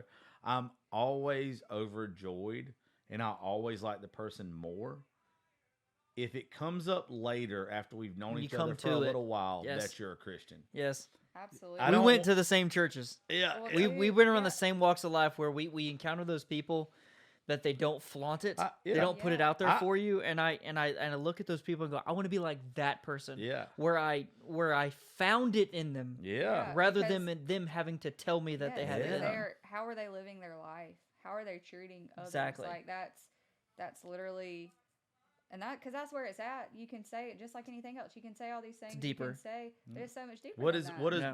what do all you women say? Is I don't want to hear you talk about it. I want you to be about If it. he wanted to, he would. Yeah, if he wanted to, he would. Same thing when it comes to your faith. Yeah, absolutely. Same thing comes with you just being a good person. I want everybody that listens to the show. I don't care if you're a Christian or not. I would rather you be, obviously. Jesus loves you. Yeah, Jesus loves you. I love you too. I'm not But- kidding. That's great. For the record, I But- just heard Cody Johnson's new album. Because Have you listened to? First off, I was I've- going to already I've ask missed you. out on a lot of Make- stuff. Make me a mop. Will Oh put my tears, God. Will mop my tears up off the floor. So, Come on, I love that son. man. I was sorry, He- sorry. he is I No, had no, to do you're that. fucking good He because is that's so what you're big. supposed to do. That's He- you want to get some people to come to Jesus tonight. Woo! Don't listen to the Josh Terry podcast. Go listen to "Make Me a Mop" by Cody Johnson. and- That and I heard the song that he sang called "Jesus Loves You," and he was like, Oh, "You're yeah. lucky, like God was looking out for you when I left my gun in my truck." Hey, let me Yes. tell you, Son, I can't Son. tell you how many beers I have already drank to Dirt Cheap. oh my Dirt cheap. God, I Dirt cried like a cheap. baby. Man, when he says keep your money because a man can't leave his dog, man, fuck. I mean, you both are girl Oh dads my anyway. God. But when he I says can see that shit, little girl swinging in the swing with the pink bows in her brown hair. Lost it. I literally heard that song for the first time tonight on my way to this house. Lord knew what he was Cried doing. on the way here. Lord knew what he was doing. I'm telling Good you. God, dude. Fuck, that song is. You know it better than anybody. I'm a humongous Cody Johnson fan, and Absolutely. I waited to listen to the album in full Yeah. when I was by myself. I Oh, was that's on the the way to do ride it. here, That's and the I way to do turned it. the album on so that I could just like feel it. Cried like a bitch. Oh my God. I had nothing going for me. That's for damn sure. You got plenty of shit going for you. You're dude. The reason why we get along so good, and the reason why I love you, and the reason why I know, I'll be the first one to say this to you. I've only said this to one other person on this show, and her name's Demps. I know you haven't met Demps with us yet, or what. I could see it in her, everything when we did our first show together, like March or some shit last year. I can't remember. But you could see that she was going to be so fucking successful in this realm, right? You're going to surpass me very fucking quickly because I don't mean that in a bad way towards me either. Like, I'm so happy with what I am. You were made for this. And there's just certain things about you that is so fucking obvious. And the more I lost my train of thought because the way that I started that, it was so fucking good. And then I just fucked up on it. But you are going to be successful in whatever the fuck you do. Big Brother was just a chance for people to see what the rest of us already knew. And Little tip of the where iceberg. did I start that at? Does anybody fucking know? I don't know. I was. We were at Cody Johnson. Yeah, we're from Cody Johnson now. And now, Oh, speaking of, okay. I know what it was. Fuck, I'm stupid. Cody Johnson is bringing people to being Christians and bringing people to the Lord without trying to. yeah, and he. And that's the same thing I think with you. That's the same thing I think with you. Yeah, I don't You're even going to know bring like people that. to happiness. You're going to bring people to God by just being you.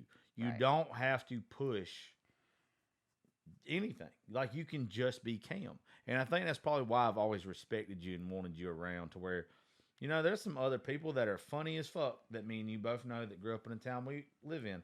But at the end of the day, funny as fuck or just spilling the beans on other people or whatever, that's not what this is supposed to be about. You're supposed to be pushing something that is going to help somebody out there. Best compliment I've ever got in my life. It wasn't about anybody giving me a check or nothing else. It was somebody telling me, hey, because you shared your mental health stuff, it made me fucking fine. No kidding, man. Yeah, like that's the best thing you could ever get. And the same thing's going to be with you. And going back to earlier, you're talking about like being humble and just being glad to be here. Like, I think if whatever room you walk into, you're just glad to be there. I mean, that's just True. great. And I think about Kojo, where I was saying, I was like, just thinking about, I saw him this summer at CMA Fest, and when he was on that stage and he was so appreciative, and I just think that's what it's about. Like, period. Like, you should just appreciate where you're at. And he did give, glory to God, which was very awesome to get up there and be on that big stage and do that. But he was having a good time. He's being a good guy, and how he lives his life, as far as we can see. Obviously, we're not in his house, but as far as we can see, he's a pretty cool dude. He's a good guy, and I mean, people want to get a part in that. So if you come to faith by that or whatever, but it's all about just being glad to be here and showing appreciation. I used to say, be here. yeah, I used to say there's two different people that bring people to God.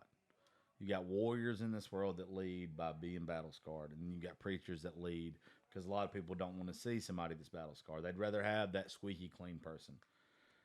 And I'm big on the sinners. I'm big. I mean, obviously, We outlaws, brother. That's what I'm saying. We got that thing Well, that we're all sinners, no matter what you're covering it up man. with. We didn't come up gentle. Cam gets it. Cam gets it. I'm big on the outlaws. I'm big on.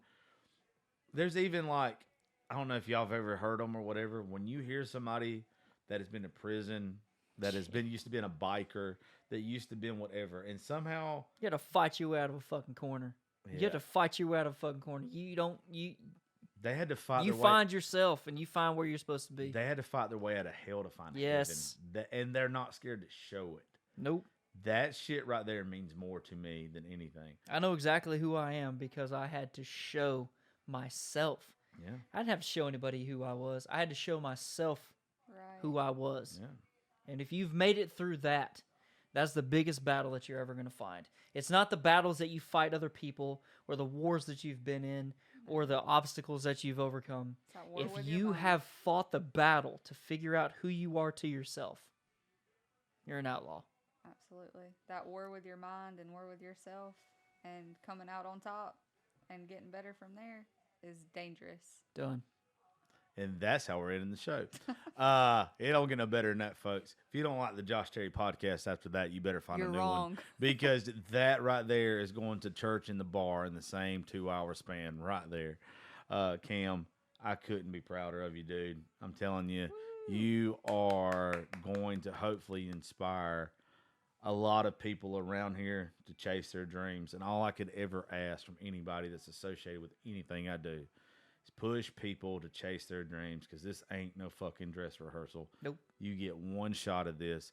Don't end up on your deathbed and wish you'd have done more. And I love the fact that you want more, that you're chasing it despite anybody that tells you that you are crazy or a dumbass for doing it.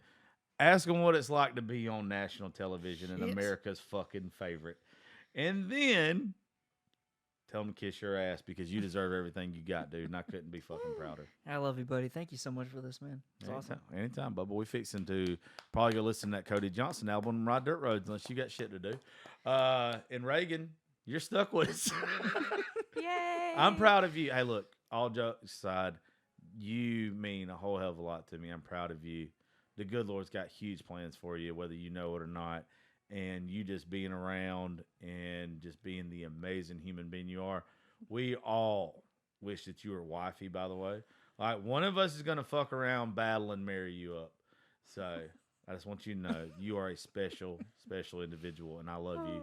Thank you for being part of my life. Yeah, there we go. And thank each and every one of y'all for listening to the Josh Terry podcast. I love you guys. And remember, you have a purpose. Your purpose might be you, and it might be all the trials and tribulations you've been through. Don't overthink it. Know that what God gave you was enough. He gives his toughest battles to his strongest soldiers. So if you're struggling right now, put it in his hands or put it in the universe's hands. I love y'all. We will see y'all later. And then Cowboy Like comes a on. cowboy. Let's go. Tell ABC to do that shit. But it's played. That was good. I missed doing shows with you. It's fun, man.